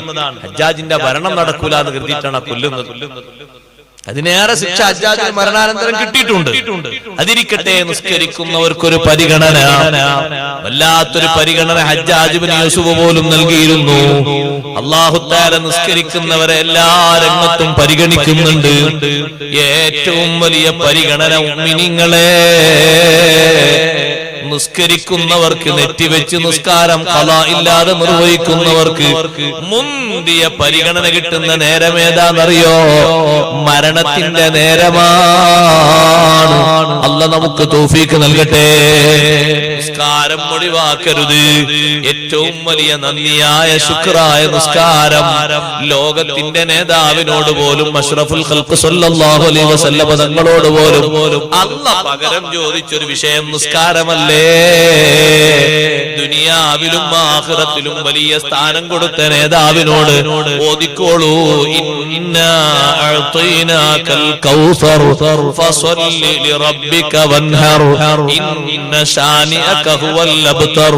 ഓ നബിയേ, ഇന്നാ അഅ്തൈനാകൽ കൗസർ, ഒരു നബിക്കും കൊടുക്കാത്ത കൗസർ എന്ന് പറയുന്ന പാനീയം തങ്ങൾക്ക് നാം തന്നു കഴിഞ്ഞു. ആർക്കും കൗസർ കൊടുത്തിട്ടില്ല, നബിതങ്ങൾക്ക് മാത്രമല്ലേ. ഒരു നബിക്കും കൊടുക്കാത്ത ജനബാഹുല്യം തങ്ങൾക്ക് തന്നു കഴിഞ്ഞു. ഒരു നബിക്കും കൊടുക്കാത്ത നുബുവത്തിന്റെ വലുപ്പം തങ്ങൾക്ക് തന്നു കഴിഞ്ഞു. ഒരു നബിക്കും കൊടുക്കാത്ത നുബുവത്തിന്റെ ബഹുമാനങ്ങൾ തങ്ങൾക്ക് തന്നു കഴിഞ്ഞു. ഏറ്റവും വലിയ സ്വീകാര്യതയുള്ള ജനത, ഏറ്റവും കൂടുതൽ അംഗങ്ങളുള്ള നബി, ലോകത്തിന്റെ നേതാവ് ഹബീബ് റസൂലുള്ളാഹി സ്വല്ലല്ലാഹു അലൈഹി വസല്ലം തങ്ങളാണ്. ഏറ്റവും ഇൽമ് ലോകത്തുള്ള മഹാനാരാ? ജിബ്രീൽ അലൈഹിസ്സലാം അല്ല. ജിബ്രീലിനെക്കാളും വലിയ ഇൽമുള്ള നേതാവ്, ലോകത്തിന്റെ നേതാവ് ഹബീബ് റസൂലുള്ളാഹി തങ്ങളാണ്. ജിബ്രീലിന് വരെ പരിധിയും പരിമിതിയുമുണ്ട്. ജിബ്രീലിന് അല്ലാഹു പരിധി വെച്ചു കൊടുത്തില്ലേ? സർവ്വ മലക്കുകൾക്കും നബിമാർക്കും അല്ലാഹു പരിധി വെച്ചു കൊടുത്തു. ഏഴാന ആകാശത്തിനപ്പുറം സിദ്റത്തുൽ മുൻതഹ എന്നൊരു വൃക്ഷമുണ്ട്. ആ വൃക്ഷത്തിന്റെ അത്ര വരെ മലക്കുകളെ ഇൽമത്തുകയുള്ളൂ, അംബിയാഇന്റെ ഇൽമത്തുകയുള്ളൂ. സിദ്റത്തുൽ മുൻതഹയും വിട്ട് കടക്കാനും പോകാനും അല്ലാഹു തആല അനുവാദം നൽകിയ ഒരേ ഒരു സൃഷ്ടിയുണ്ടെങ്കിൽ അത് ലോകൈക ഗുരു ഹബീബ് റസൂലുള്ളാഹി സ്വല്ലല്ലാഹു അലൈഹി വസല്ലം തങ്ങൾ മാത്രമാണ്. വേറെ ആരും ഇല്ല. എല്ലാ പരിധിയും പരിമിതിയും വിട്ടുകടന്ന് അല്ലാഹുവിന്റെ സന്നിധാനത്തിൽ ചെന്ന് റബ്ബിനോട് സംസാരിച്ച് അല്ലാഹുവിനെ നേർക്ക് നേരെ കണ്ട നേതാവ്, ആ നേതാവിനല്ലേ ഏറ്റവും വലിയ ബഹുമാനം കൊടുത്തത്. ഇന്നാ അഅ്തൈനാകൽ കൗസർ. ഓ നബിയെ, അധികം ഇൽമും തങ്ങൾക്ക് നാം തന്നു കഴിഞ്ഞു, അധികം മുഅ്ജിസത്തും തങ്ങൾക്ക് നാം തന്നു കഴിഞ്ഞു, അധികം സമുദായത്തെ തങ്ങൾക്ക് തന്നു കഴിഞ്ഞു, അധികം മൗലിയാക്കൾ അങ്ങയുടെ ഉമ്മത്തിലാണ്, അധികം സന്താനങ്ങൾ തങ്ങൾക്കാണ്. ലോകത്തെ ഏറ്റവും വലിയ സന്താനമുള്ള നബി ആരാ? സയ്യിദുനാ റസൂലുള്ളാഹി സ്വല്ലല്ലാഹു അലൈഹി വസല്ലം. ആ സന്താന പരമ്പര അവസാനിച്ചു? അവസാനിച്ചിട്ടില്ല. തങ്ങന്മാരൊക്കെ അവസാനിച്ചു എന്നാണ് വിദഗ്ധകാരിൽപ്പെട്ട ഒരു പക്ഷം പറയുന്നു. തങ്ങന്മാരൊക്കെ പോയി, ഇപ്പൊ തങ്ങന്മാരെന്നില്ല, എല്ലാവരും തങ്ങന്മാരാണ്. അവർ അല്പബുദ്ധി കൊണ്ട് പറഞ്ഞു നമ്മൾ അവരെ വിട്ടേക്കാം, അവർക്ക് അല്ലാഹു ഹിദായത്ത് കൊടുക്കട്ടെ. അതേ സമയത്ത് ഹക്ക് എങ്ങനെയാ, സത്യം എങ്ങനെയാ? തങ്ങന്മാർ അവസാനിച്ചിട്ടില്ല.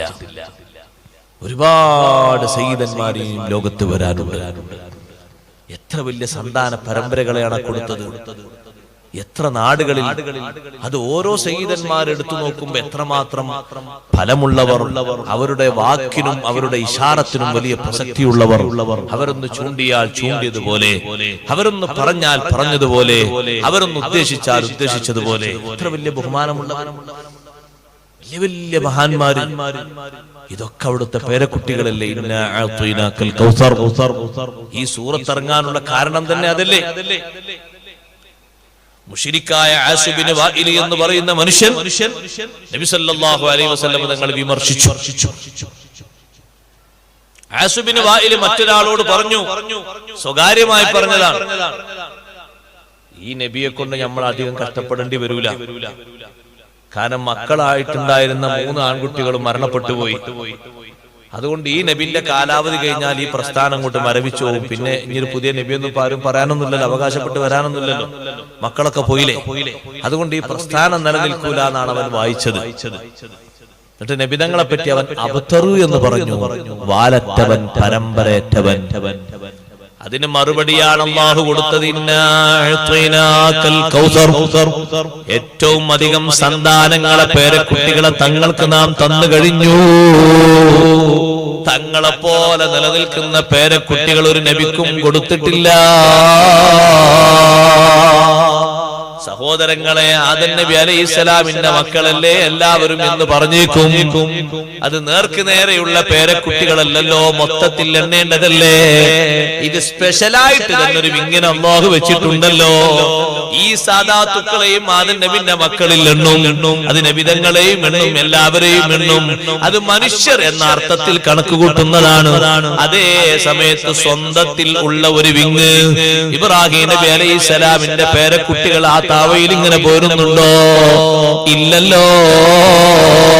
മൂസാ നബി അലൈഹിസ്സലാമിന്റെ മക്കൾ ആ താവയിൽ വരുന്നുണ്ടോ? ഇല്ലല്ലോ. അതേ സമയത്ത് അഷ്റഫുൽ ഖൽഖ് സ്വല്ലല്ലാഹു അലൈഹി വസല്ലം തങ്ങളുടെ സന്താന പരമ്പരകൾ ഒഴിവില്ലാതെ വരുന്നു. ഇത്രയും വലിയ അനുഗ്രഹം തങ്ങൾക്ക് അല്ലാഹു കൊടുത്തിട്ട് കൗസർ എന്ന് പറയുന്ന പാനീയം കുടിക്കാൻ അല്ലാഹു തൗഫീഖ് നൽകട്ടെ. ഇത് വല്ലാത്തൊരു അനുഗ്രഹമാണ്. ആ കൗസർ കുടിക്കാനുള്ള തൗഫീഖ് നമ്മൾ നേടിയെടുക്കണം. കൗസറിന്റെ അടുത്തേക്ക് എല്ലാവരും എത്തുമെന്ന് കരുതണ്ട. കൗസറിന്റെ വഴിയിൽ നിന്ന് സ്വഫായി നിൽക്കുന്നവരിൽ നിന്ന് ലക്ഷണം നോക്കിയിട്ട് ചിലരെ മലക്കുകൾ പിടിച്ചു മാറ്റുന്നുണ്ട്. പിടിച്ചു മാറ്റുമ്പോ അവരെ മുഖത്തിന്റെ ചില അടയാളങ്ങൾ കണ്ടിട്ട് അല്ലാഹുവിന്റെ ഹബീബ് പറയുന്നു ഹലുമ്മു അസ്ഹാബി അസ്ഹാബി, അവരെന്റെ അനുചരന്മാരല്ലേ, ഞാൻ അവരെ കണ്ടിട്ടുണ്ടല്ലോ, മദീനയിൽ അവരുണ്ടായിട്ടുണ്ടല്ലോ, പിന്നെ അവരെന്തിനാണ് പിടിച്ചു മാറ്റുന്നത്? അപ്പൊ മലക്കുകൾ പറയും നബിയേ ഇന്നക ലാ തദ്രി മാ ബദ്ദലു ബഅദക, തങ്ങളെ കാലശേഷം ദീനിൽ ഒരുപാട് ഭേദഗതികൾ അവർ വരുത്തിയിട്ടുണ്ട്, തങ്ങളത് അറിയില്ലല്ലോ. സക്കാത്ത് കൊടുക്കണ്ടെന്നുള്ള തീരുമാനം ഇവർ പറഞ്ഞിട്ടുണ്ട്. ഇനി സഹായത്തിന്, ഇനി സംരക്ഷണത്തിന് നേതൃത്വം വഹിക്കാൻ മുന്നോട്ട് വരേണ്ടത് അത് അലി റളിയല്ലാഹു അൻഹു ആണെന്ന് പറഞ്ഞൊരു പക്ഷം അവിടുന്ന് പൊന്തിയിട്ടുണ്ട്. സിദ്ദീഖ് തങ്ങളല്ല വരേണ്ടത് എന്ന് പറഞ്ഞിട്ടുണ്ട്. അലി റളിയല്ലാഹു അൻഹു പോലും അതിനെ എതിർത്തിട്ടുണ്ട്. ഇങ്ങനെ ഭിന്നാഭിപ്രായങ്ങളുമായി വന്ന കക്ഷികൾ ദീനിൽ പുരോഗതി എന്ന രൂപത്തിൽ ഉണ്ടാക്കിയ ഒരുപാട് വേണ്ടാത്തരങ്ങൾ ചേർത്തിക്കൂട്ടിയ ബിദ്അത്തുകാര്, മുനാഫിക്കുകൾ അവരെ ആട്ടിയോടിക്കുന്നു.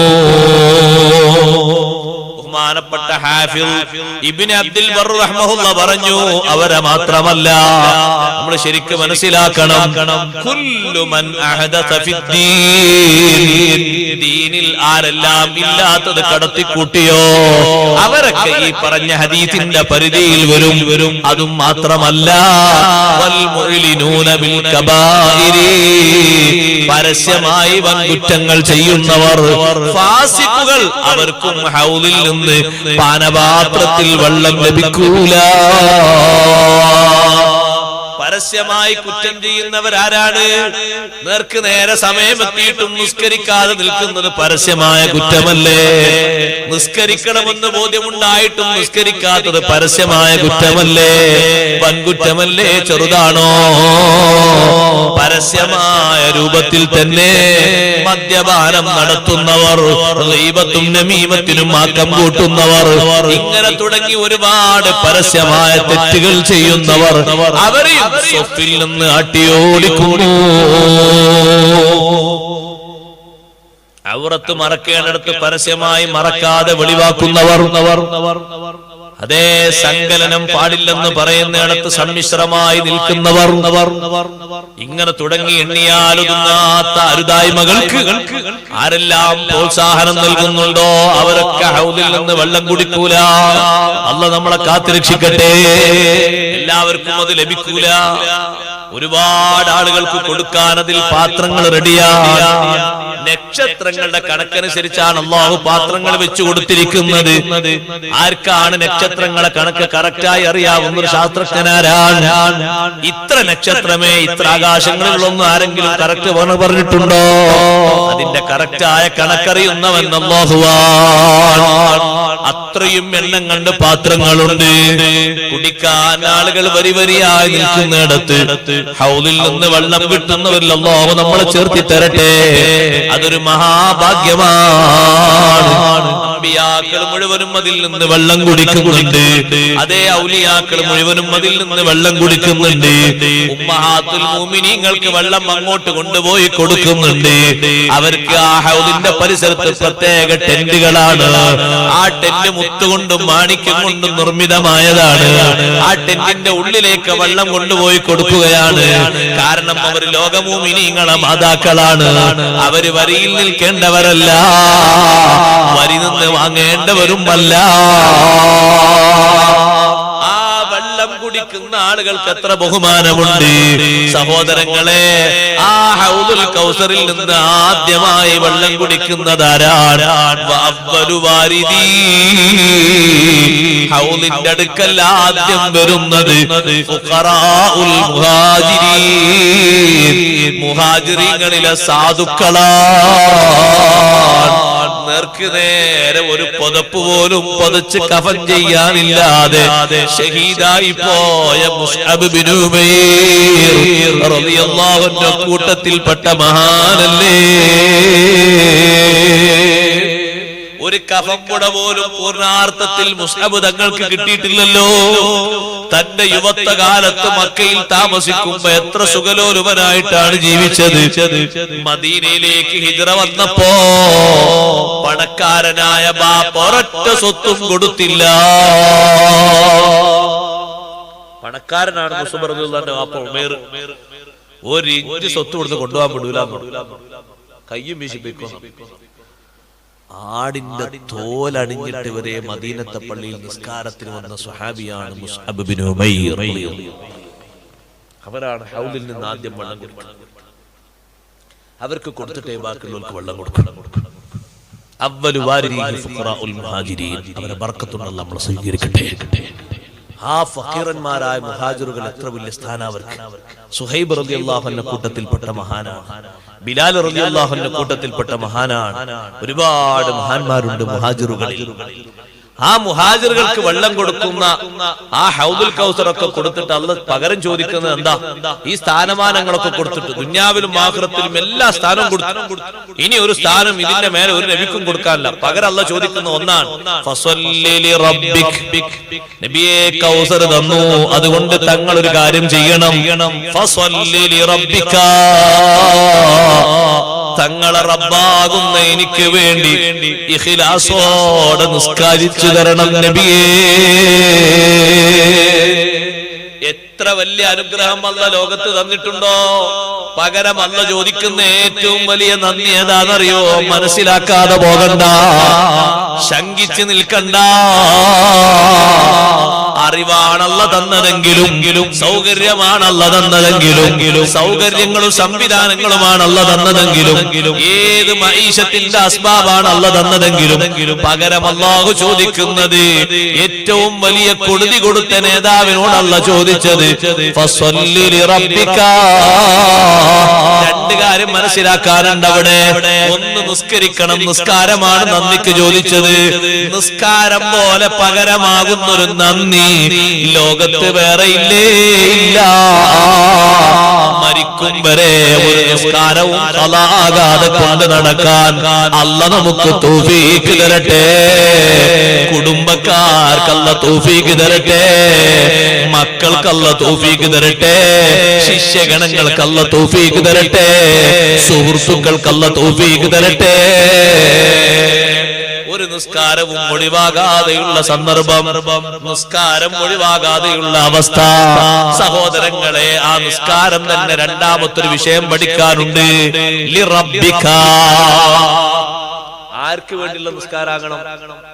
റബ്ബിന് വേണ്ടിയുള്ള നിസ്കാരാകണം. എന്താ പറഞ്ഞതിന്റെ അർത്ഥം? തികഞ്ഞ ഭക്തിയോടെ, ഇഖ്ലാസോടെ, മനസാന്നിധ്യത്തോടെ, ഖൽബൊക്കെ ശുഗലുകളിൽ നിന്ന് ഒഴിവായിട്ട് നല്ല നശാത്തോടുകൂടെയുള്ള നിസ്കാരം. നിസ്കരിക്കാൻ പോകുന്ന സമയത്താണ് നല്ല ഡ്രസ്സ് ധരിക്കണം. നല്ല ഡ്രസ്സ് പറഞ്ഞാൽ നല്ല വൃത്തിയുള്ള, ഇസ്തിരിയൊക്കെ ഇട്ട് നല്ല വൃത്തിയുള്ള. ചില ആൾക്കാർ പുരേനൊക്കെ നിസ്കരിക്കുന്ന തുണി കണ്ടാല് അവർക്ക് സംഭാവന പിരിച്ചിട്ട് ഒരു ഡ്രസ്സ് വാങ്ങിക്കൊടുക്കാൻ. കാരണം ഒരു ഇസ്തിരി പൊട്ടിയോണ്ടോ അതിന്റെ ചുടി നീരൂല. കാരണം അത് താഴ്ന്നാണ് ചുരുന്നത്. 5 കൊല്ലം മുമ്പ് ചുരുന്നത്. എങ്ങനെ നീരുന്നത്? അത് വാപ്പ നിസ്കരിച്ചെടുക്കുന്ന തുണിയാണ്. വല്ലാത്ത വാപ്പ അല്ലാത്ത ഔലിനെ. നിസ്കരിച്ചാൽ എടുക്കുന്ന തുണി, നിസ്കാരക്കുപ്പായ നല്ല വൃത്തിയുള്ളതാണ്. ചില വീട്ടിൽ ചെന്നിട്ട്, ഇവിടെ വന്നപ്പോ എനിക്ക് അങ്ങനെ അനുഭവപ്പെട്ടില്ല കേട്ടോ, ഞാൻ ആദ്യം അഡ്വാൻസ് പറയണം. നല്ല രൂപത്തിൽ ഞാൻ നിസ്കരിച്ചു. ചില വീട്ടിൽ പോകുമ്പോൾ നമ്മള് ആ നിസ്കാരപ്പായം നോക്കിട്ട് അറിയുമ്പോ ഈ മുസല്ല കൊണ്ട്, ആ മുസല്ലന്റെ ഉള്ളിലുണ്ടാകും ഒരു പാവപ്പെട്ട വസ്ത്രം. അതാണ് പെണ്ണുങ്ങളെ നിസ്കാരക്കുപ്പായം. അത് ഇനി തുന്നാൻ ഒരു സ്ഥലവും ബാക്കിയില്ല. തുന്നിയത് പോലും ഓട്ടായി പോയിട്ടുണ്ട് ചിലത്. നല്ല വൃത്തിയുള്ള കുപ്പായം. അല്ലാഹു അങ്ങനല്ലേ പറഞ്ഞത്, യാ ബനി ആദം ഖുദൂ സീനതകും മിൻദ കുല്ലി മസ്ജിദ്. ഓ ആദം സന്തതികളെ, നിസ്കരിക്കുന്ന സമയത്ത് നല്ല ഭംഗിയുള്ള വസ്ത്രം ധരിക്കണേ, നല്ല വൃത്തിയുള്ള വസ്ത്രം ധരിക്കണേ. നല്ല അത്തർ പൂശിയിട്ട് നിങ്ങളെ മനസ്സിന് നല്ല സന്തോഷം വരണം, മനസ്സാന്നിധ്യം കിട്ടണം, ഖൽബ് ശുഗലുകളിൽ നിന്ന് ഒഴിവാകണം. നല്ല വൃത്തിയുള്ള വസ്ത്രം ധരിച്ച് നിസ്കരിക്കണം. സയ്യിദുനാ റസൂലുള്ളാഹി സ്വല്ലല്ലാഹു അലൈഹി വസല്ലം തങ്ങൾ സ്വഹാബത്തിനോട് നിസ്കരിക്കാൻ വേണ്ടി തന്നെ വേറെ വസ്ത്രം റെഡിയാക്കി വരണമെന്ന് പറഞ്ഞിട്ടുണ്ട്. ശുഗലുകൾ കൊടുക്കുന്ന വസ്ത്രമല്ല. കാരണം നിസ്കാരം ആർക്കാണ്? റബ്ബിന് വേണ്ടിയുള്ളതാണ്. റബ്ബിന് വേണ്ടി സമർപ്പിക്കുന്ന നിസ്കാരത്തിൽ മനസ്സിനൊരു ചാഞ്ചല്യവും വരാൻ പാടില്ല. റബ്ബിന് വേണ്ടിയാകുമ്പോ മനസ്സ് എല്ലാറ്റിൽ നിന്നും ഒഴിവാകണം. അങ്ങനെ ശുഗലുകളിൽ നിന്ന് ഒഴിവായ മനസ്സ് കിട്ടാനാണ് പള്ളിയുടെ ഉള്ളിലും നിസ്കരിക്കുന്ന നിസ്കരിക്കുന്ന സ്ഥലത്തും ചിലപ്പോ അനൗൺസ്മെന്റിലും പറയും മൊബൈൽ ഓഫാക്കണമെന്ന്. ചിലരോ മൊബൈലിനോടുള്ള അമിതമായ അനുകമ്പ കൊണ്ട് ഓഫാക്കൂല. ആ മൊബൈൽ അങ്ങനെ റിങ് ചെയ്യുന്ന സമയത്ത് അവരെ മനസ്സ് പോകുന്നു. 10 മണിക്ക് വിളിച്ച ആളാ, 11 മണിക്ക് ഒരു കുരാമൻ വിളിച്ചു, കുരാമൻ 12 മണിക്ക് വേറൊരാൾ വിളിച്ചു, അയാളാ നിസ്കാരല്ലേ റബ്ബിക്കാവോ ആകോ നിങ്ങളൊന്ന് പറഞ്ഞാണേ ആകോ? ഒന്നും കിട്ടൂല, വെറുതെ പണിയെടുക്കാൻ കിട്ടൂല, കാരണം നിസ്കാരം മുറിക്കണോ, നിസ്കാരം മുറിക്കണോന്ന് തറദ്ദുദ് വന്നാ നിസ്കാരം ബാത്തിലല്ലേ? തറദ്ദുദ് അപ്പുറത്തെത്തിണ്ട്. തറദ്ദുദ് എന്ന് പറഞ്ഞാൽ ഒരു ഇടയാട്ടം, ഒരു സംശയം, റെക്കാച്ചക്ക് ഒന്ന് എടുത്തു നോക്കണം. ഈശന്റെ ഉള്ളിൽ മൊബൈൽ എടുത്തിട്ട് അള്ള പോലും കാണൂല, എടുത്തിട്ട് പതുക്കെന്ന് വെച്ചാ അല്ലെങ്കിൽ സുജൂദിൽ ഇങ്ങനെ മറിഞ്ഞെടുക്കണം, ഒന്ന് തിരിച്ചിട്ടാലോ, ഇങ്ങനെ അടിയുന്ന തിരിച്ചിട്ട് നോക്കിയിട്ട് അങ്ങനെ അപ്പൊ ഒരു തർദ്ദുദ്, ഒരു ആശങ്ക വന്ന മുറിക്കണമെന്ന് കരുതിയ നോമ്പ് മുറിയോ? ഏയ് ഞാൻ നോമ്പ് മുറിച്ചു എന്നൊരാൾ പറഞ്ഞു, നോമ്പ് മുറിയോ? നോമ്പയാണ് മുറിക്കാതെ കത്തിയോണ്ടൊരു മുറി, നോമ്പ് മുറിയോ? നോമ്പ് മുറിയാണെങ്കിൽ നീയത്തോണ്ടല്ലോ നോമ്പ് മുറിയ, അതിന് വേറെ പ്രവർത്തനല്ലേ. അതുകൊണ്ട് നിസ്കാരം അങ്ങനല്ല. നിസ്കാരം നിങ്ങൾ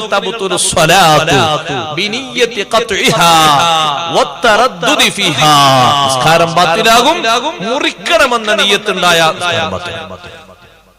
ഒരാളങ്ങനെ കോളിംഗ് ബെല്ല് അടിക്കും. പടച്ചോനെ, ഇന്നലെ പൈസ 30,000 തരാൻ തന്ന ആളായിരിക്കും ചിലപ്പോ ഇന്ന് വന്നിട്ടുണ്ടാകും. എന്താക്കണം? നിസ്കാരത്തിൽ എന്താക്കണം? അയാളെങ്ങാനും 3 ബെല്ലടിച്ച് പോയാ പിന്നെ ഒന്ന് കിട്ടിയില്ലെങ്കിലോ? സുഹൃത്തെ, അത് കൈ അയച്ചിട്ട് പോയി വാങ്ങിക്കോ, അല്ലാതെ ഈ പോക്കിന് ഒരു കാര്യമില്ല. ഇങ്ങനെയുള്ള ഈ പോക്കിന് കാര്യമുണ്ടോ? ഒരു കാര്യമില്ല. അപ്പൊ പിന്നെ നിന്റെ ചിന്ത എന്താ? ഇതിപ്പോ 4 റക്അത്തിലല്ലേ, ഇതാണ് പൂർത്തിയാക്കും, വേഗം റെഡിയാക്കി. ഞാൻ നിസ്കാരത്തിൽ ബെല്ലടിച്ചൊക്കെ ഞാൻ കേട്ടിട്ടുണ്ട്. നിസ്കാരത്തിൽ മുറിക്കാൻ പറ്റൂലല്ലോ. എവിടെ മുറിക്കലൊക്കെ തോന്നിയിട്ടുണ്ട്. കഴിഞ്ഞു നിസ്കാരം കഴിഞ്ഞു. ആലോചിച്ചു, ഞാൻ വെറുതെ പറയല്ല, ഗൗരവത്തോടെ ആലോചിച്ചു. അപ്പൊ ഈ റിംഗ് ഇങ്ങനെ കേൾക്കുന്ന, ഈ വൈബ്രേഷൻ ഇങ്ങനെ കേൾക്കുന്ന സമയത്ത് തറദ്ദുദ് വരാണ്, സംശയം വരാണ്. നോക്കിയാലോ?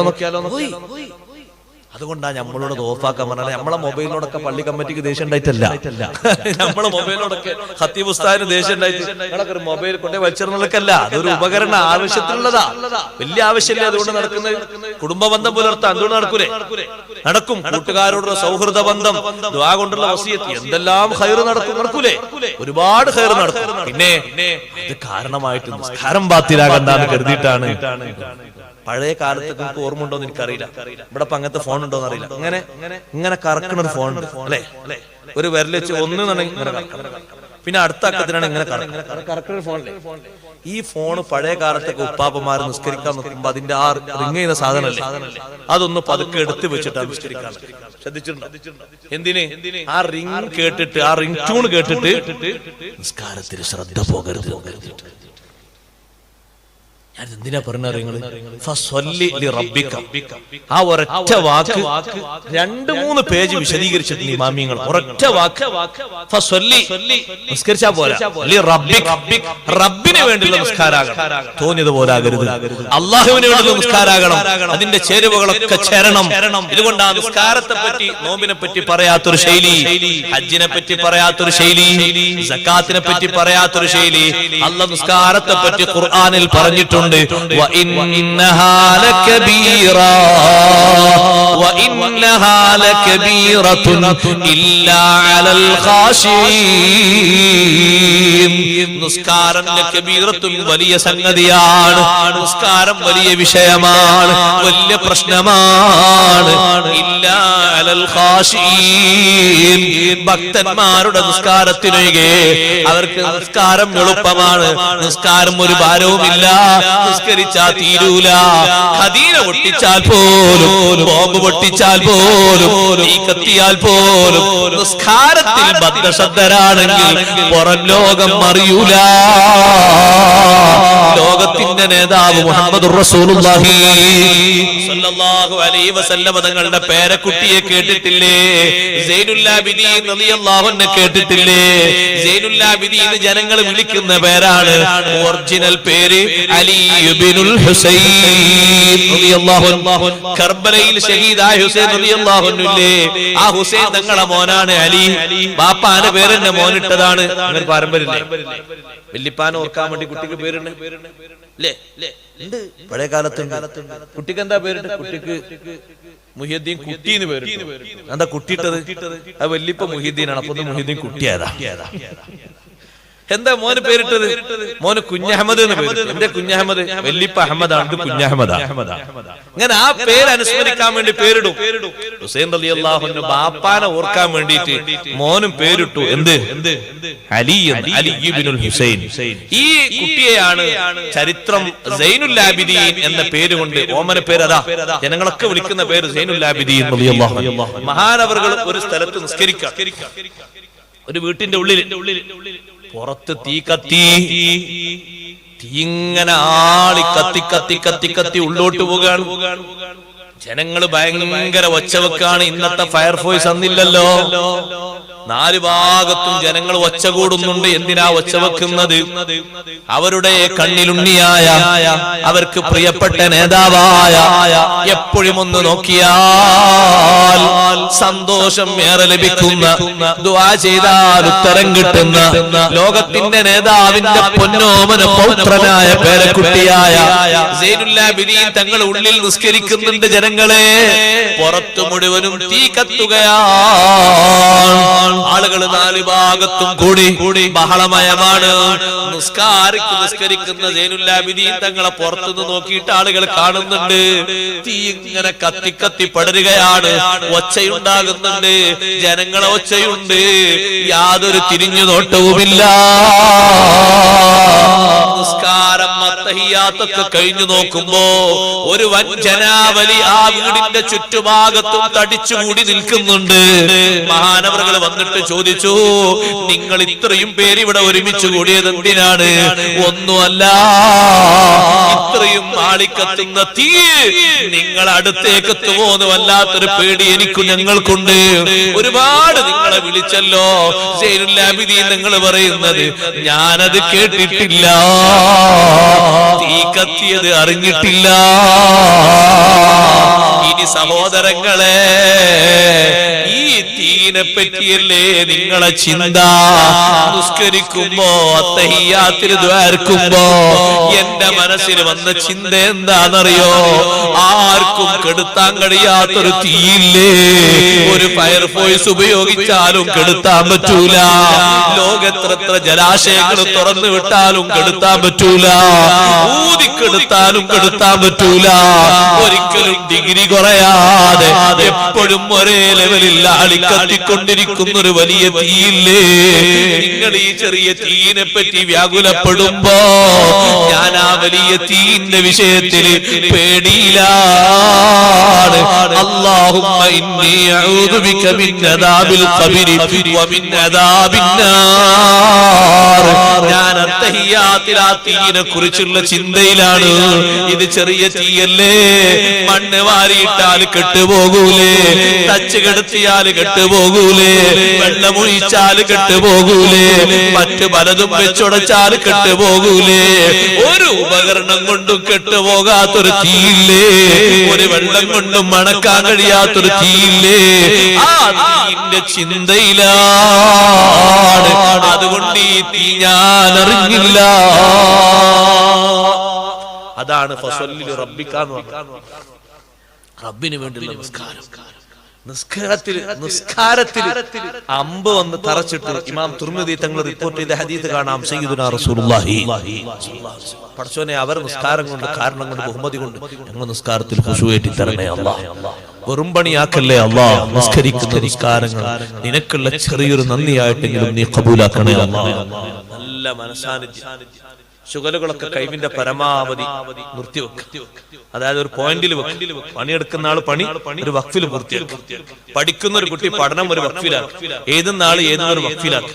അടുക്കളയിൽ ജോലി എടുക്കുന്ന ഉമ്മ മീന് പൊരിച്ചിട്ടുണ്ടെങ്കിൽ ആ പൊരിച്ചത് എടുത്തിട്ട് ചട്ടിയിലാക്കിയിട്ട് നിസ്കരിച്ചാൽ മതി. നേരെ കാര്യങ്ങളൊക്കെ നോക്കിയിട്ട് അത് ചട്ടി തന്നെ വെച്ചിട്ട് നിസ്കരിക്കാൻ വന്നാലോ ചട്ടിയിൽ അവിടെ പൊരി, കൽബിൽ വേറെ പൊരി. കൽബിലേതാ പൊരി? ചട്ടിയിൽ അത് കരിഞ്ഞ ഉടച്ചോനെ. കരിഞ്ഞാൽ ആ മനുഷ്യൻ വരുമ്പോ കേൾക്കേണ്ട മുഴുവൻ കേൾക്കേണ്ടി വരും. കാരണം കൊണ്ടുവന്ന മീന് 450 റുപ്യ കിലോ. അതങ്ങനെ കരിഞ്ഞ കാര്യം പോകും. വിഷമം തന്നെയാണ്. അപ്പൊ ആ വിഷമം ഇങ്ങനെ മനസ്സിലൊരു പൊരിയായി വരും. ഇത് പൊരിച്ചിട്ട് അങ്ങോട്ട് പാത്രത്തിൽ ഇട്ടിട്ട് നിസ്കരിച്ചാൽ വന്നാൽ മതി, കുഴപ്പമില്ല. അടുപ്പത്ത് പാല് വെച്ചിട്ടുണ്ട്, ഒന്ന് തിളപ്പിക്കാൻ വെച്ചതാണ്.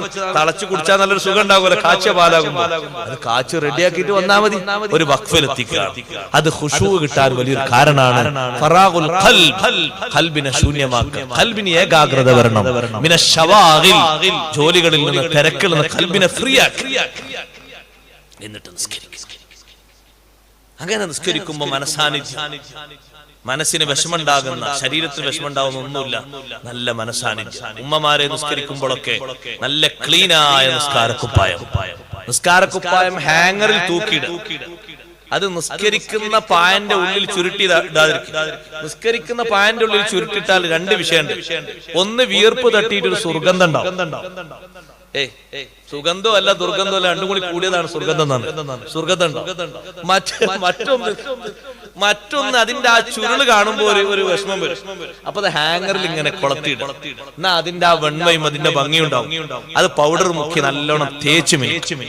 ഓരോ സഹോദരിക്കും ഏറ്റവും ചുരുങ്ങിയത് 2 നിസ്കാര കുപ്പായങ്ങളുമാണ്. ഇത് പറയുമ്പോ കുറെ ആൾക്കാർ നോക്കണ്ട്, എന്താ ഈ മൊയിലാരുള്ള പണി മുഴുവൻ ഒളിപ്പിച്ചത്, ഒന്നുകൂടി വാങ്ങിക്കൊടുത്ത വലിയ കൂലി അള്ളാഹു തആല തരും. നമുക്കൊക്കെ കൂലി തരട്ടെ. നിസ്കാര കുപ്പായം ഏറെ വാങ്ങിക്കൊടുക്കും. പുറത്തുനിന്ന് ഒരാൾ വന്നിട്ട് നിസ്കാര കുപ്പായം നോക്കട്ടെ അറിയുമ്പോ ഉമ്മ പറയും മകളോട്, കൊടുത്തേക്ക്, കഴിഞ്ഞ ആഴ്ച വാങ്ങിയതല്ലേ, കഴിഞ്ഞ മാസം. അപ്പൊ മകള് പറയും, ഉമ്മ ഞാനത് അലക്കിയിട്ടില്ല. അപ്പൊ എന്നാ മരയോട് മരയോട് പറയാണ്, അത് കൊണ്ടുവന്ന് വെച്ച് അത് അങ്ങനെ തന്നെ പറ്റ ചുളിഞ്ഞിട്ടുണ്ട്, ഇനി ആരുതാ കൊടുക്കുക? ഈ നിസ്കാര കുപ്പായം ചോദിക്കുന്ന ഉമ്മാക്ക് ആരുതാ കൊടുക്കുക? ഒരു വിഷയല്ലേ. അതുകൊണ്ട് അത് ഹാങ്ങറിൽ വൃത്തിയായി തൂക്കിയിടുക. അങ്ങനെ തൂക്കിയിടുമ്പോ പിന്നെ ധരിക്കുമ്പോൾ ഒരു സന്തോഷം. മറ്റേത് തലയിണന്റെ ഒറന്റെ ഉള്ളിൽ നിന്ന് എടുത്ത ആ തുണിയില്ലേ, അങ്ങനെ ചുഞ്ഞെടുക്കും, അതേ മോഡൽ. അങ്ങനെ ആകരുത്. അത് നല്ല വൃത്തിയിലുണ്ടാകും. നിസ്കരിക്കാൻ ധരിക്കുന്ന വസ്ത്രം അങ്ങനെ നല്ല വൃത്തിയിലുണ്ടാകും. ചളിയൊന്നും കറയൊന്നും പുരളാതെ നല്ല വൃത്തിയുള്ള വസ്ത്രം അള്ളാഹുവിന്റെ മുന്നിൽ നിൽക്കാനാണ്. ഇതെന്തിനാ? ഇത് ഖൽബിൽ നല്ല ഏകാഗ്രത ലഭിക്കാനാണ്, ഖുശൂ ലഭിക്കാനാണ്. നശാത്തുൽ ഖൽബ് നിസ്കരിക്കുന്ന സുന്നത്താണ്. നിസ്കാരത്തിൽ പ്രവേശിക്കുന്നതിന് മുമ്പ് തന്നെ നശാത്തുൽ ഖൽബ്, ഖൽബിന് നല്ല ഉന്മേഷം വേണം, ആവേശം, നല്ല ആവേശമാണ്, നല്ല ഉന്മേഷത്തോടുള്ള നിസ്കാരം. അത് വേറെ നിസ്കാരം. എല്ലാ ഡ്യൂട്ടിയും ഒഴിവായിട്ടുള്ള ഒരു പ്രാർത്ഥന, ആ പ്രാർത്ഥനക്ക് കൂടുതൽ ഒരു ഖൽബിന്ന് ഒരു കൂടുതൽ എടുത്തുകാട്ടും. അതെന്താ? ഇപ്പൊ അയാൾ തിരക്കിലും അല്ല, ഒഴിഞ്ഞ ഘട്ടത്തിലാണ് അയാളെ പ്രാർത്ഥന. അതുകൊണ്ട് നല്ല ശുഗലിൽ നിന്നൊക്കെ ഒഴിവായിട്ടുള്ള നല്ല പ്രാർത്ഥനയും നല്ല നിസ്കാരവും, അതിൽ റബ്ബിന് വേണ്ടിയുള്ള നിസ്കാരാകും. ചേരുവകളൊക്കെ ഉള്ളതുകൊണ്ട് നിസ്കാരം വലിയ വിഷയമാണ്, വലിയ പ്രശ്നമാണ്. ഇല്ലാൽ ഖാശിഈൻ, ചേരുവകളൊക്കെ ചേർത്ത് നിസ്കരിക്കുന്ന ഭക്തന്മാർക്കൊഴികെ അവർക്ക് നിസ്കാരം നല്ല ഹരമാണ്. നിസ്കരിച്ചിട്ടവർക്ക് പൂതി മാറാറില്ല, നിസ്കരിച്ചിട്ടവർക്ക് പൂതി തീരാറില്ല. അള്ളാഹുവിലേക്ക് മനസ്സ് തിരിക്കാനല്ലേ ഈ നിസ്കാരം, റബ്ബിലേക്ക് വണങ്ങാനല്ലേ നിസ്കാരം. അതുകൊണ്ട് റബ്ബിന് വേണ്ടിയുള്ള നിസ്കാരം നിസ്കരിക്കാനാണ് വലിയ നന്ദി ബോധത്തോടെ അള്ളാഹു നമ്മളെ കൽപ്പിച്ചത്. നിസ്കരിക്കുന്ന നിസ്കാരങ്ങളൊക്കെ കഴിവിന്റെ പരമാവധി അങ്ങനെ മാറ്റിയെടുക്കാൻ നമ്മൾ ഓരോരുത്തരും നന്നായി ശ്രമിക്കണം, പരിശ്രമിക്കണം. അതിന് കറാഹത്തുകൾ ഒഴിവാക്കണം, സുന്നത്തുകളൊക്കെ ചേരണം, റുക്നുകളൊക്കെ ചേരണം, ഷർത്തുകളൊക്കെ ചേരണം. അതിന്റെ പുറമെ ആദാബുകളൊക്കെ ചേരണം. ആദാബും ഷർത്തും ഫർളും സുന്നത്തും പാലിച്ചിട്ടുള്ള നല്ല നിസ്കാരം നിസ്കരിക്കുമ്പോ നിസ്കരിക്കുന്നവനിലേക്ക് റബ്ബിന്റെ ഒരു നോട്ടം വേറെയാണ്. കാരണം നിസ്കരിക്കുന്ന മനുഷ്യന്റെ ശരീരത്തിൽ ഒരു അവയവവും അള്ളാഹുവിന് വണങ്ങാത്തതില്ലല്ലോ. സുജൂദിലായിട്ടൊരു മനുഷ്യന്റെ അവസ്ഥ നോക്ക് നിങ്ങൾ. നെറ്റി സുജൂദ് ചെയ്തു പോയി, മൂക്ക് സുജൂദ് ചെയ്തു പോയി, പല്ല് സുജൂദ് ചെയ്തു പോയി, ചുണ്ട് സുജൂദ് ചെയ്തു പോയി, നാവ് സുജൂദ് ചെയ്തു പോയി, കണ്ണും സുജൂദ് ചെയ്തു. ഇതുകൊണ്ടാണ് കിതാബുകളിലൊക്കെ പറഞ്ഞത് സുജൂദിൽ കണ്ണുപൂട്ടരുത്. കണ്ണുപൂട്ടല്ല, സുജൂദിൽ കണ്ണുപൂട്ടിയാൽ കണ്ണിന്റെ സുജൂദ് കിട്ടില്ല. സുജൂദിൽ കണ്ണ് തുറക്കണം. കണ്ണ് സുജൂദ് ചെയ്യണ്ടേ? കണ്ണ് തുറക്കണം. ബാക്കിയുള്ള സമയത്തൊക്കെ നിങ്ങൾ ഒരു ഭക്തിക്ക് വേണ്ടി കണ്ണ് പൂട്ടി നിങ്ങൾ ഇങ്ങനെ കൈ കെട്ടിയിട്ട് ഒരു ഏകാഗ്രത കിട്ടാൻ വേണ്ടിയിട്ട് സുജൂദിലേക്ക് നമ്മളിങ്ങനെ നോക്കുന്നുണ്ട്. ഇടയ്ക്ക് നമ്മളിങ്ങനെ കണ്ണിങ്ങനെ പൂട്ടിയിട്ട് ഇങ്ങനെ ദിക്റുന്നൊക്കെ ശരിക്കുള്ള ആയത്തൊക്കെ ഓതാണ്. ശരിക്കും മനസ്സിൽ അതിന്റെ അർത്ഥം ചിന്തിച്ചു വരുത്തി കറാഹത്തും. അതേ സമയത്ത് സുജൂദിൽ കണ്ണ് പൂട്ടലോ കണ്ണ് ചിമ്മലോ കറാഹത്താണ്. കാരണം സുജൂദിൽ കണ്ണിന്റെ സുജൂദിട്ടണ്ടേ? കണ്ണ് തുറക്കണം. എല്ലാ അവയവങ്ങളും ഏത് അവയവ സുജൂദ് ചെയ്യാത്ത? എല്ലാം സുജൂദ് ചെയ്തു. ഊരക്കെട്ട് സുജൂദ് ചെയ്തില്ലേ? സുജൂദ് ചെയ്തു. മുട്ടുംകാല് സുജൂദ് ചെയ്തില്ലേ? കാലിന്റെ വല്ല സുജൂദ് ചെയ്തില്ല? പള്ള സുജൂദ് ചെയ്തില്ലേ? കൈമുട്ടും കൈയിന്റെ വല്ല ഒക്കെ സുജൂദ് ചെയ്തു. നെറ്റി സുജൂദ്, തല സുജൂദ് ഒക്കെ സുജൂദ് ചെയ്തു. എല്ലാം സുജൂദിലാണ്. ഇങ്ങനെയുള്ളൊരു ഇബാദത്ത് വേറെ ഇല്ലല്ലോ. അതുകൊണ്ട് റബ്ബിലേക്ക് കൂടുതൽ മനസ്സ് തിരിക്കാനുള്ളതാണ് നിസ്കാരം. ആ നിസ്കാരം കൊണ്ട് വിജയിക്കണം. സയ്യിദുനാ റസൂലുള്ളാഹി സ്വല്ലല്ലാഹു അലൈഹി വസല്ലം തങ്ങളെ വിജയത്തിന് പഠിപ്പിച്ചൊരു മാർഗം കൂടിയാണ് നിസ്കാരം. തികഞ്ഞ നിസ്കാരം നിസ്കരിച്ച് അല്ലാഹുവിനോട് കാര്യങ്ങൾ ചോദിച്ചാൽ അല്ലാഹ് ഒരുപാട് ഉത്തരം നൽകിയിട്ടുണ്ട്. മൂസാ നബി അലൈഹിസ്സലാം പ്രതിസന്ധി ഘട്ടങ്ങളിൽ 2 റക്അത്ത് നിസ്കരിച്ച് അല്ലാഹുവിലേക്ക് കയ്യുയർത്തുമ്പോഴേക്ക് മലക്ക് വന്നുപോയി. ജവാബ് കിട്ടിപ്പോയി. ഖന്ദഖിലും ഖൈബറിലും എല്ലാ ഘട്ടങ്ങളിലും അഷ്റഫുൽ ഖൽഖ് സ്വല്ലല്ലാഹു അലൈഹി വസല്ലം നിസ്കാരം മുന്നോട്ട് വെച്ച് അല്ലാഹുവിനോട് ഫത്ഹ് ചോദിച്ചപ്പോ തുല്യതയില്ലാത്ത ഫത്ഹ് അല്ലാഹു നൽകിയില്ലേ? റബ്ബിലേക്ക് മനസ്സ് തിരിച്ചാൽ ഒരു ഘട്ടത്തിലും ഒരാളും പരാജയപ്പെടൂല. നിസ്കാരത്തിന്റെ സുജൂദിലല്ലേ ഒരടിമ അല്ലാഹുവിലേക്ക് ഏറ്റവും നല്ല അടുക്കുന്ന സന്ദർഭം. ഹജ്ജിൽ പോലും അങ്ങനത്തെ ഒരു സന്ദർഭമില്ലല്ലോ. നോമ്പിൽ പോലും അങ്ങനത്തെ ഒരു സന്ദർഭമില്ലല്ലോ. സക്കാത്തിൽ പോലും അങ്ങനത്തെ ഒരു സന്ദർഭമില്ലല്ലോ. നെറ്റി വെച്ച് കൈവെള്ള വെച്ച് 7 അവയവങ്ങൾ സുജൂദിലായി വെച്ച് അല്ലാഹുവിനോടൊരു ചോദ്യം ചോദിക്കുമ്പോ ഇത്ര വണക്കത്തോടെ എന്റെ അടിമ ഒരു ചോദ്യം ചോദിക്കുന്നുവെങ്കിൽ സ്വീകരിക്കാൻ അല്ലാഹു തആല ഒരു നിലക്കും അമാന്തം കാണിക്കൂല. പെട്ടെന്ന് അല്ലാഹു കബൂലാക്കുകയാണ്. അതുകൊണ്ട് അല്ലാഹുവിലേക്ക് മനസ്സ് തിരിക്കണം. റബ്ബിലേക്ക് എത്രത്തോളം ഇഖ്ലാസോടെ മനസ്സ് തിരിക്കുന്നുണ്ടോ അത്രത്തോളം അല്ലാഹുവിന്റെ സ്വീകാര്യത ലഭിക്കും. നിങ്ങൾ നോക്ക്, മുൻഗാമികളിൽപ്പെട്ട സ്വാലിഹായ ഒരു മനുഷ്യൻ ഞാൻ ബറക്കത്തിന് അല്ലാഹുവിലേക്ക് മനസ്സ് തിരിച്ചതുകൊണ്ട് വലിയ മഹത്വം കിട്ടിയൊരു മഹദിയുടെ സംഭവം കൂടി പറഞ്ഞ് ഞാൻ എന്റെ വാക്കുകൾ ഉപസംഹരിക്കുന്നു. നിസ്കാരത്തിൽ അല്ലാഹ് നമുക്ക് ഖുശൂ വർദ്ധിപ്പിക്കട്ടെ.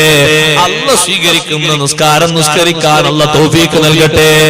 ജീവിതത്തിന്റെ അവസാന ഘട്ടം വരെ ഒരൊറ്റ നിസ്കാരവും ഫർളായത് ഒഴിവാകാതെ കഴിവിന്റെ പരമാവധി സുന്നത്തുകളൊക്കെ പാലിച്ചുകൊണ്ട് നിസ്കാരം നിർവഹിക്കാൻ അല്ലാഹ് തൗഫീഖ് തരട്ടെ. ഒരൊറ്റ ഘട്ടത്തിൽ ഒരു കുറവും വരില്ല. നിസ്കാരം അതിന്റെ മട്ടത്തിൽ നിർവഹിക്കുന്നുണ്ട്, ഒരു കുറവും വരില്ല. കച്ചവടം ഉണ്ടായിട്ടും ഏർപ്പാടുണ്ടായിട്ടും അതൊന്നും നിസ്കാരത്തിന് തടസ്സമാകാതെ നിന്ന ലോകത്ത് ആൺകുട്ടികളുണ്ട്.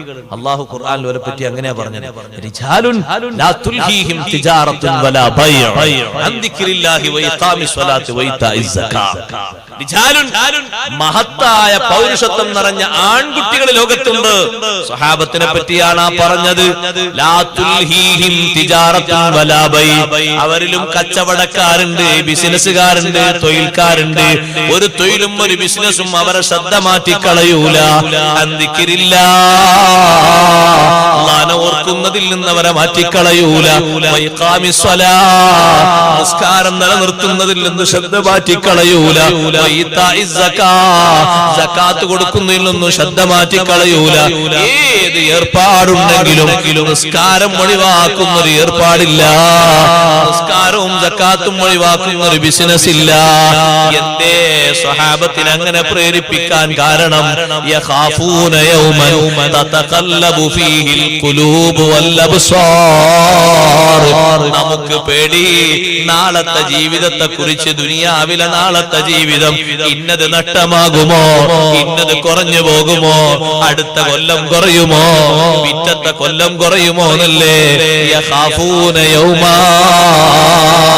ഈ ആൺകുട്ടികൾ പേടിക്കുന്നത് ദിനത്തെയാണ്. തതഖല്ലബു ഫീഹിൽ ഖുലൂബു വൽ അബ്സാർ. കണ്ണും കൽബും മാറി മറിയുന്നൊരു ദിവസം വരാറുണ്ട്. കൽബിന് പരിഭ്രമമാണ്, കണ്ണിനോ ബേജാറ് കൊണ്ട് മേലോട്ട് മറിഞ്ഞുപോയി. ഇന്ന് നോക്കുന്നത് ലെവലിലാണ്, തായോട്ടാണ്. അന്ന് നോക്കുന്നത് മേലോട്ടാണ്. തായോട്ട് നോക്കുന്നവർ പരിമിതമാണ്. അങ്ങനെ ഒരു ഭയാനക ദിവസം വരാറുണ്ട്. അന്ന് ഞാനും ഒത്തുകൂടേണ്ടവരാണ്, നിങ്ങളും ഒരുമിച്ച് കൂടേണ്ടവരാണ്. ഒരാളും ഒഴിവില്ലല്ലോ. ഈ പരലോകം പേടിച്ചിട്ടാണ് കച്ചവടത്തിനിടയിൽ ഷട്ടർ താത്തിയിട്ടവർ നിസ്കരിക്കാൻ വന്നത്. അതേ മദീനയിലും മക്കയിലും മുത്തവ്വമാരാ സമ്പ്രദായം നിലനിർത്തിയിട്ട് അസ്സലാ അസ്സലാ അസ്സലാ ഈ അനൗൺസ്മെന്റ് അന്ന് വന്നതാണ്. ജമാഅത്ത് നടക്കുമ്പോ മദീനത്തെ മാർക്കറ്റ് മുഴുവനും കാലിയായി. ഒക്കെ പള്ളിയിലെത്തിപ്പോയി. ഒരു കച്ചവടക്കാരനെയും കാണാനൊക്കൂല, ഒരു ബിസിനസ്സുകാരനെയും തെരഞ്ഞാ കിട്ടൂല. ആ നിലക്ക് നിസ്കാരത്തിൽ ഭദ്രശ്രദ്ധരാകാൻ അല്ലാഹ് നമുക്ക് തൗഫീഖ് നൽകട്ടെ. റബ്ബിലേക്ക് മനസ്സ് തിരിഞ്ഞൊരു സഹോദരി കണ്ടില്ലേ? സ്വാലിഹീങ്ങളിൽപ്പെട്ട ഒരു മഹാൻ പറയുന്നു, ഞാൻ കഅബ തവാഫ് ചെയ്തുകൊണ്ടിരിക്കുമ്പോ ഒരു പെൺകുട്ടിയെ ഞാൻ കണ്ടു. ആ പെൺകുട്ടിയുടെ ഊരയിൽ ഒരു ചെറിയ കുട്ടിയുണ്ട്. ആ പെൺകുട്ടി വിളിച്ചു പറയുന്നത് യാ കരീമു യാ കരീമു അഹദുകൽ ഖദീം. അല്ലാഹുവേ അല്ലാഹുവേ, കരീമായ റബ്ബേ കരീമായ റബ്ബേ, നിന്റെ ആ കരാർ, നിന്റെ ആ പഴയ വാഗ്ദത്തം നീ എനിക്ക് തരണേ അല്ലാഹ്, നീ എനിക്ക് തരണേ അല്ലാഹ്. നീ ഞാനുമായി നടത്തിയ കരാർ നീ എനിക്ക് തരണേ അല്ലാഹ്. ഈ കരാറിനെ പറ്റി ഞാൻ ചോദിച്ചു, പെണ്ണെ എന്താണ് ഈ കരാറ്? അള്ളാഹും നീയും തമ്മിൽ നടത്തിയ കരാറ്, വാഗ്ദാനം എന്താണ്? ആ പെൺകുട്ടി പറഞ്ഞു, ഞാനൊരു ദിവസം കപ്പൽ യാത്ര നടത്തിക്കൊണ്ടിരിക്കുമ്പോ ഞങ്ങളെ കപ്പലിൽ ഒരുപാട് കച്ചവടക്കാരുണ്ട്. കാറ്റടിച്ച് വീശിയിട്ട് കപ്പൽ തകർന്നുപോയി. കപ്പലിന്റെ ഒരു ഭാഗം തന്നെ മുങ്ങിപ്പോയി. കപ്പലിലുള്ള പലരും മുങ്ങിപ്പോയി. ആ കപ്പലിൽ നിന്ന് ഞാനും ഈ കുട്ടിയുമല്ലാതെ ആരും രക്ഷപ്പെട്ടിട്ടില്ല. ഞാനും എന്റെ കുട്ടിയും കപ്പലിന്റെ ഒരു പലകയിൽ അങ്ങനെ ഓളം തള്ളി നീങ്ങുകയാണ്. തൊട്ടപ്പുറത്തൊരു കറുത്ത മനുഷ്യനുണ്ട്. അദ്ദേഹവും ഒരു പലകയുടെ മേലെ അങ്ങനെ നീന്തി നീന്തി നീന്തി മുന്നോട്ട് പോകുന്നുണ്ട്. ബാക്കിയുള്ളവരെല്ലാം കപ്പൽ മുങ്ങി മരിച്ചുപോയി. ആ മനുഷ്യൻ എന്റെ അടുത്തേക്ക് വരുന്നുണ്ട്. ഞാൻ ഈ ചെറിയ മുലയിടിക്കുന്ന കുട്ടിയെ എന്റെ മടിയിൽ വെച്ച് പതുക്കെ എങ്ങാനും കരയിൽ പെട്ടെന്ന് എത്തിപ്പെട്ടാൽ മതിയായിരുന്നു എന്ന് കരുതിയിട്ട് ഞാൻ അങ്ങനെ നീങ്ങുമ്പോ ആ മനുഷ്യൻ എന്റെ അടുത്തേക്ക് അങ്ങനെ വരുന്നുണ്ട്. എന്നിട്ട് ആ നടുക്കടലിൽ കപ്പൽ തകർന്നിട്ടും അദ്ദേഹം കാമഭ്രാന്തുമായി എന്നെ സമീപിക്കുകയാണ്. എന്നോട് പറയുന്നു, നിന്റെ ശരീരം നീ ഇവിടെ വെച്ച് എനിക്ക് കീഴ്പ്പെടുത്തി തരണം. ഞാൻ പറഞ്ഞു, യാ അബ്ദുല്ലാഹ് അമാ തഖാഫുല്ലാഹ തആല, ഓ മനുഷ്യ, അല്ലാഹനെ പേടിക്കുന്നില്ലേ? നഹ്നു ഫീ ബലിയ, നമ്മളൊരു പരീക്ഷണത്തിലല്ലേ. രക്ഷപ്പെടുമെന്ന് നമുക്ക് പ്രതീക്ഷയില്ലല്ലോ. അല്ലാഹനെ അനുസരിച്ചല്ലാതെ രക്ഷപ്പെടാനൊക്കില്ലല്ലോ. പിന്നെ തെറ്റ് ചെയ്താൽ ഈ കടലിൽ എങ്ങനെ രക്ഷപ്പെടാനാ? ഒരു പലക മാത്രമേ അല്ലേ ഉള്ളൂ. ആ പലക തായോട്ട് വലിച്ചാൽ നീന്തി എത്താൻ കഴിയൂലല്ലോ. ഇത് കടലല്ലേ. അതുകൊണ്ട് തോന്നിവാസം കളിക്കരുത്. മാറിപ്പോകൂ, മാറിപ്പോകൂ എന്ന് പറഞ്ഞിട്ടും ആ ചെറുപ്പക്കാരൻ കേട്ടിയില്ല. ആ ചെറുപ്പക്കാരൻ പറഞ്ഞു, വർത്തമാനൊക്കെ അങ്ങ് വിട്ടേക്കൂ. അതെ, നിന്നെ സ്വീകരിക്കാതെ എനിക്ക് നിർവാഹമില്ല. എന്റെ മടിയിൽ കിടക്കുന്ന കുട്ടി ഉറങ്ങുകയാണ്. കുട്ടിയെ അദ്ദേഹം ഇങ്ങനെ ഒച്ചപ്പെടുത്തിയിട്ട് കുട്ടിയെ ഉണർത്തി. കുട്ടി കരയാൻ തുടങ്ങി. ഞാൻ സമ്മതിക്കാതെ വന്നപ്പോ എന്റെ മടിയിലുള്ള കുട്ടിയെ വാരി വലിച്ചിട്ട് കടലിലേക്ക് എറിഞ്ഞു. ക്രൂരനായ മനസ്കൻ ആ ചെറിയ ചോരപ്പൈതലിനെ കടലിലേക്ക് വലിച്ചെറിഞ്ഞപ്പോ ഞാൻ അല്ലാഹുവിലേക്ക് കരങ്ങൾ നീട്ടിയിട്ട് എന്റെ കണ്ണുയർത്തിയിട്ട് ഞാൻ പറഞ്ഞു, യാ മയ്യഹൂലു ബൈനൽ മർഇ വഖൽബിഹി ഹുൽ ബൈനി വബൈന ഹാദൽ അസ്വദി ബിഹൗലിക വഖുവതിക ഇന്നക അലാ കുല്ലി ഷൈഇൻ ഖദീർ. മനുഷ്യനും അവന്റെ ഖൽബിനും ഇടയിൽ മറയിടുന്ന അല്ലാഹുവേ, മനുഷ്യന്റെയും അവന്റെ ഖൽബിന്റെയും ഇടയിൽ മറയിടാൻ കഴിവുള്ളവനല്ലേ റബ്ബ്. അതുകൊണ്ടല്ലേ ഖൽബിനെ ഉറക്കി കിടത്തിയിട്ട് ശരീരം മൊത്തം അല്ലാഹു ഉറക്കം തരുന്നില്ലേ? ഖൽബിന് ഉറക്കം ബാധിച്ചത് കൊണ്ടല്ലേ ശരീരം ഉറങ്ങുന്നത്. ഖൽബുറങ്ങാത്തവരെ ശരീരം ഉറങ്ങുന്നില്ലല്ലോ. ഇന്ന ഐനയ്യ തനാമാനി വലാ യനാമു ഖൽബി. എന്റെ കണ്ണേ ഉറങ്ങൂ, എന്റെ ഖൽബുറങ്ങൂല. സദഖ റസൂലുള്ളാഹി. ശരീരം ഉറങ്ങൂല, കണ്ണ് മാത്രം ഉറങ്ങും. ഉദു മുറിയൂല. ബുദ്ധിയുടെ വകതിരിവ് പോയിട്ട് ഉദു മുറിയുന്നൊരു സന്ദർഭമല്ല. നമ്മൾ കട്ടിൽ കണ്ടാൽ തന്നെ ഉദു മുറിഞ്ഞു കിടക്കണമെന്നില്ല. നമ്മളെ ഹാലങ്ങൾ മനുഷ്യനും അവന്റെ ഖൽബിനിടയിൽ അല്ലാഹു മറയിടുകയാണ്. ഈ മറയിടാൻ കഴിയുന്ന റബ്ബേ, എനിക്കും ഈ മനുഷ്യനിടയിൽ നീ മറയിട്ടേക്കണം. അയാൾ എന്റെ അടുത്തേക്ക് നീ വരുത്തരുത്.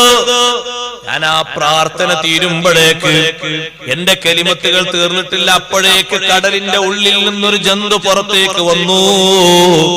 അതിന്റെ വാപ്പിളർത്തിയിട്ട് ഈ മനുഷ്യനെ മുണുങ്ങി, ആ മനുഷ്യനെ വിഴുങ്ങിയിട്ട് കടലിന്റെ അടിയിലേക്ക് പോയി. ഞാൻ ആ പലകയിൽ തന്നെ അക്കരെ എത്തി.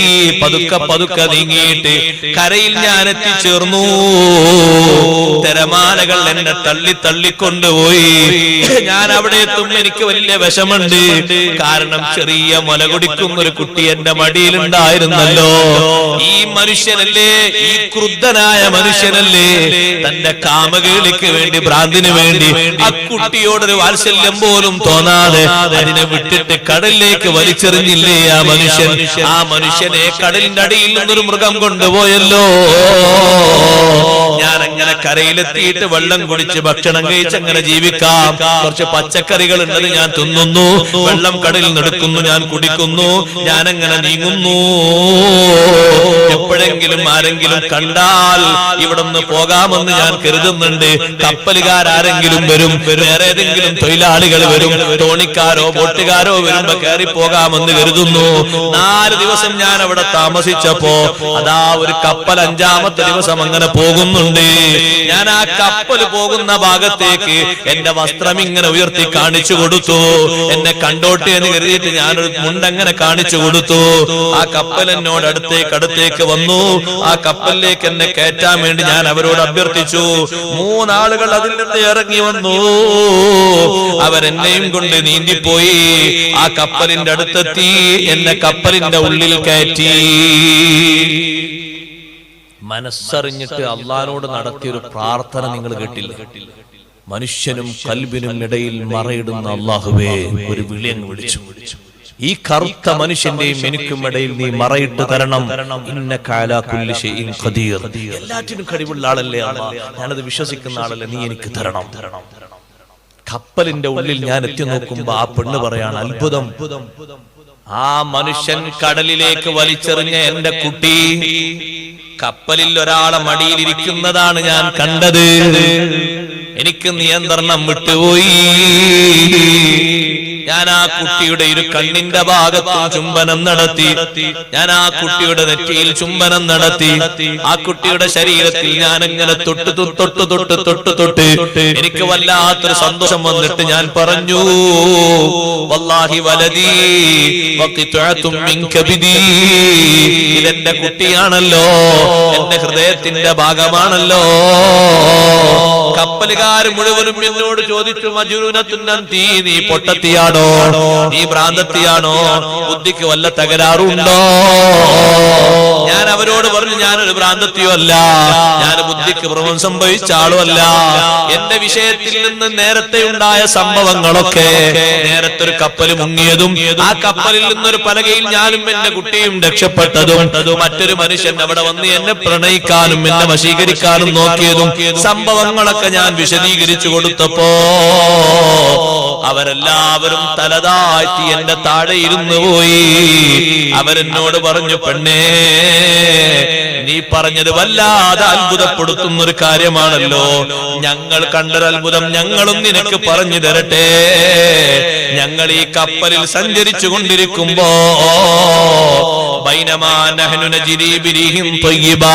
നല്ല സുഗന്ധമുള്ളൊരു കാറ്റ് ഞങ്ങളെ കപ്പലിലേക്ക് അടിച്ച് വീശി. അപ്പൊ ഞങ്ങൾ പുറത്ത് നോക്കുമ്പോ വലിയൊരു മൃഗമുണ്ട് പുറത്ത്. ആ മൃഗം ഞങ്ങളെ കപ്പലിനതാ വലങ്ങിട്ടിരിക്കുന്നു. ആ മൃഗത്തെ ഭേദിക്കാതെ കപ്പൽ മുന്നോട്ട് പോകാൻ കഴിയില്ല. മൃഗം കപ്പലിന് വലങ്ങിട്ടിരിക്കും. ആ സമയത്ത് നോക്കുന്ന സമയത്ത് ഞങ്ങളെ മുന്നിൽ വന്ന് നിൽക്കുന്ന ആ മൃഗത്തിന്റെ പുറം ഭാഗത്തിരിക്കുന്നുണ്ട് ഈ കുട്ടി. മൃഗം അങ്ങനെ പൊന്തി നിൽക്കാണ് കടലിൽ. ആ മൃഗത്തിന്റെ പുറം ഭാഗത്ത് ഈ കുട്ടി ഇരിക്കുന്നുണ്ട്. ഒരാൾ അവിടുന്ന് വിളിച്ചു പറയുന്നുണ്ട്, വിളിച്ചു പറയുന്ന ആളെന്നും ഞങ്ങൾ കാണുന്നില്ല, ശബ്ദം കേൾക്കുന്നുണ്ട്. മൃഗത്തിന്റെ പുറത്തിരിക്കുന്ന കുട്ടിയെ നിങ്ങൾ സ്വീകരിക്കുന്നില്ലെങ്കിൽ നിങ്ങളുടെ കാര്യം കഷ്ടം തന്നെ.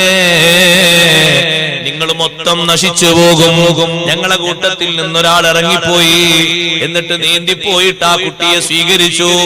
പുറത്തിരുത്തിയിട്ട് വെള്ളത്തിലൊന്നും തൊടാതെ ആ കുട്ടി ഇങ്ങോട്ട് കപ്പലിലേക്ക് കൊണ്ടുവന്നു. കപ്പലിൽ അദ്ദേഹം കുട്ടിയുമായി എത്തിയപ്പോൾ പൊന്തി വന്നിരുന്ന മൃഗം തായോട്ട് പോയി. ഞങ്ങൾക്ക് വല്ലാതെ അതിശയമുണ്ട്. ഈ പെണ്ണിനോട് പറഞ്ഞു, നിന്റെ സംഭവം ശരിയാണ്, നിന്റെ കുട്ടിയാണിത്. ആ കുട്ടിയെ അള്ളാഹു ഞങ്ങളിലേക്ക് എത്തിച്ചതാണ്. ഒരൊറ്റ ദുആ കൊണ്ട്, മനസ്സറിഞ്ഞൊരു ദുആ കൊണ്ട് യജമാനനായ റബ്ബ് കൊടുത്തത് നോക്കൂ സഹോദരങ്ങളെ. അള്ളാഹുവിലേക്ക് മനസ്സ് തിരിക്കണം, റബ്ബിലേക്ക് മനസ്സറിഞ്ഞ് ചോദിക്കണം. കിട്ടിയെങ്കിൽ കിട്ടട്ടെ എന്നുള്ള ചോദ്യം പോരാ, മനസ്സ് തുറന്ന് ഇഖ്ലാസോടെ ചോദിക്കണം. തരുന്നവനാണ് യജമാനനായ റബ്ബ്. കൊടുത്ത് കൊടുത്ത് കൊടുത്ത് ഒരു മടുപ്പുമില്ലാത്ത ഔദാര്യവാനാണ്. രണ്ട് സംഭവവും കേട്ടപ്പോ എന്ത് സംഭവിച്ചു? ആ കപ്പലിൽ തെറ്റ് ചെയ്ത് ജീവിച്ചിരുന്ന ആളുകൾ മുഴുവനും ആ പെണ്ണിന്റെ മുൻപാകെ വന്നിട്ട് തൗബ ചെയ്തു. അവര് പറഞ്ഞു, ഈ സംഭവം ഞങ്ങൾക്ക് വലിയ തെളിവാണ്. കാരണം ഞങ്ങൾ ഇത്രയും കാലം മാസിയത്തുമായി, അനാവശ്യവുമായി ബന്ധപ്പെട്ട് ജീവിച്ചവരാണ്. തെറ്റ് ചെയ്തിട്ട് കടലിന്റെ അടിയിൽ വെച്ചും തെറ്റ് ചെയ്യാൻ ശ്രമിച്ച ആളെ ഈ രൂപത്തിൽ അല്ലാഹു തആല പരീക്ഷിച്ചെങ്കിൽ തെറ്റിൽ നിന്ന് തടഞ്ഞ നിന്നെ ഒരു വിഷമവും ഏൽക്കാതെ നഷ്ടപ്പെട്ടു പോയി എന്ന് കരുതിയ കുട്ടിയെ പോലും തിരിച്ചു തന്നിട്ട് അല്ലാഹു നിന്നെ ബഹുമാനിച്ചെങ്കിൽ ഇനി ഞങ്ങൾ തെറ്റ് ചെയ്യൂല.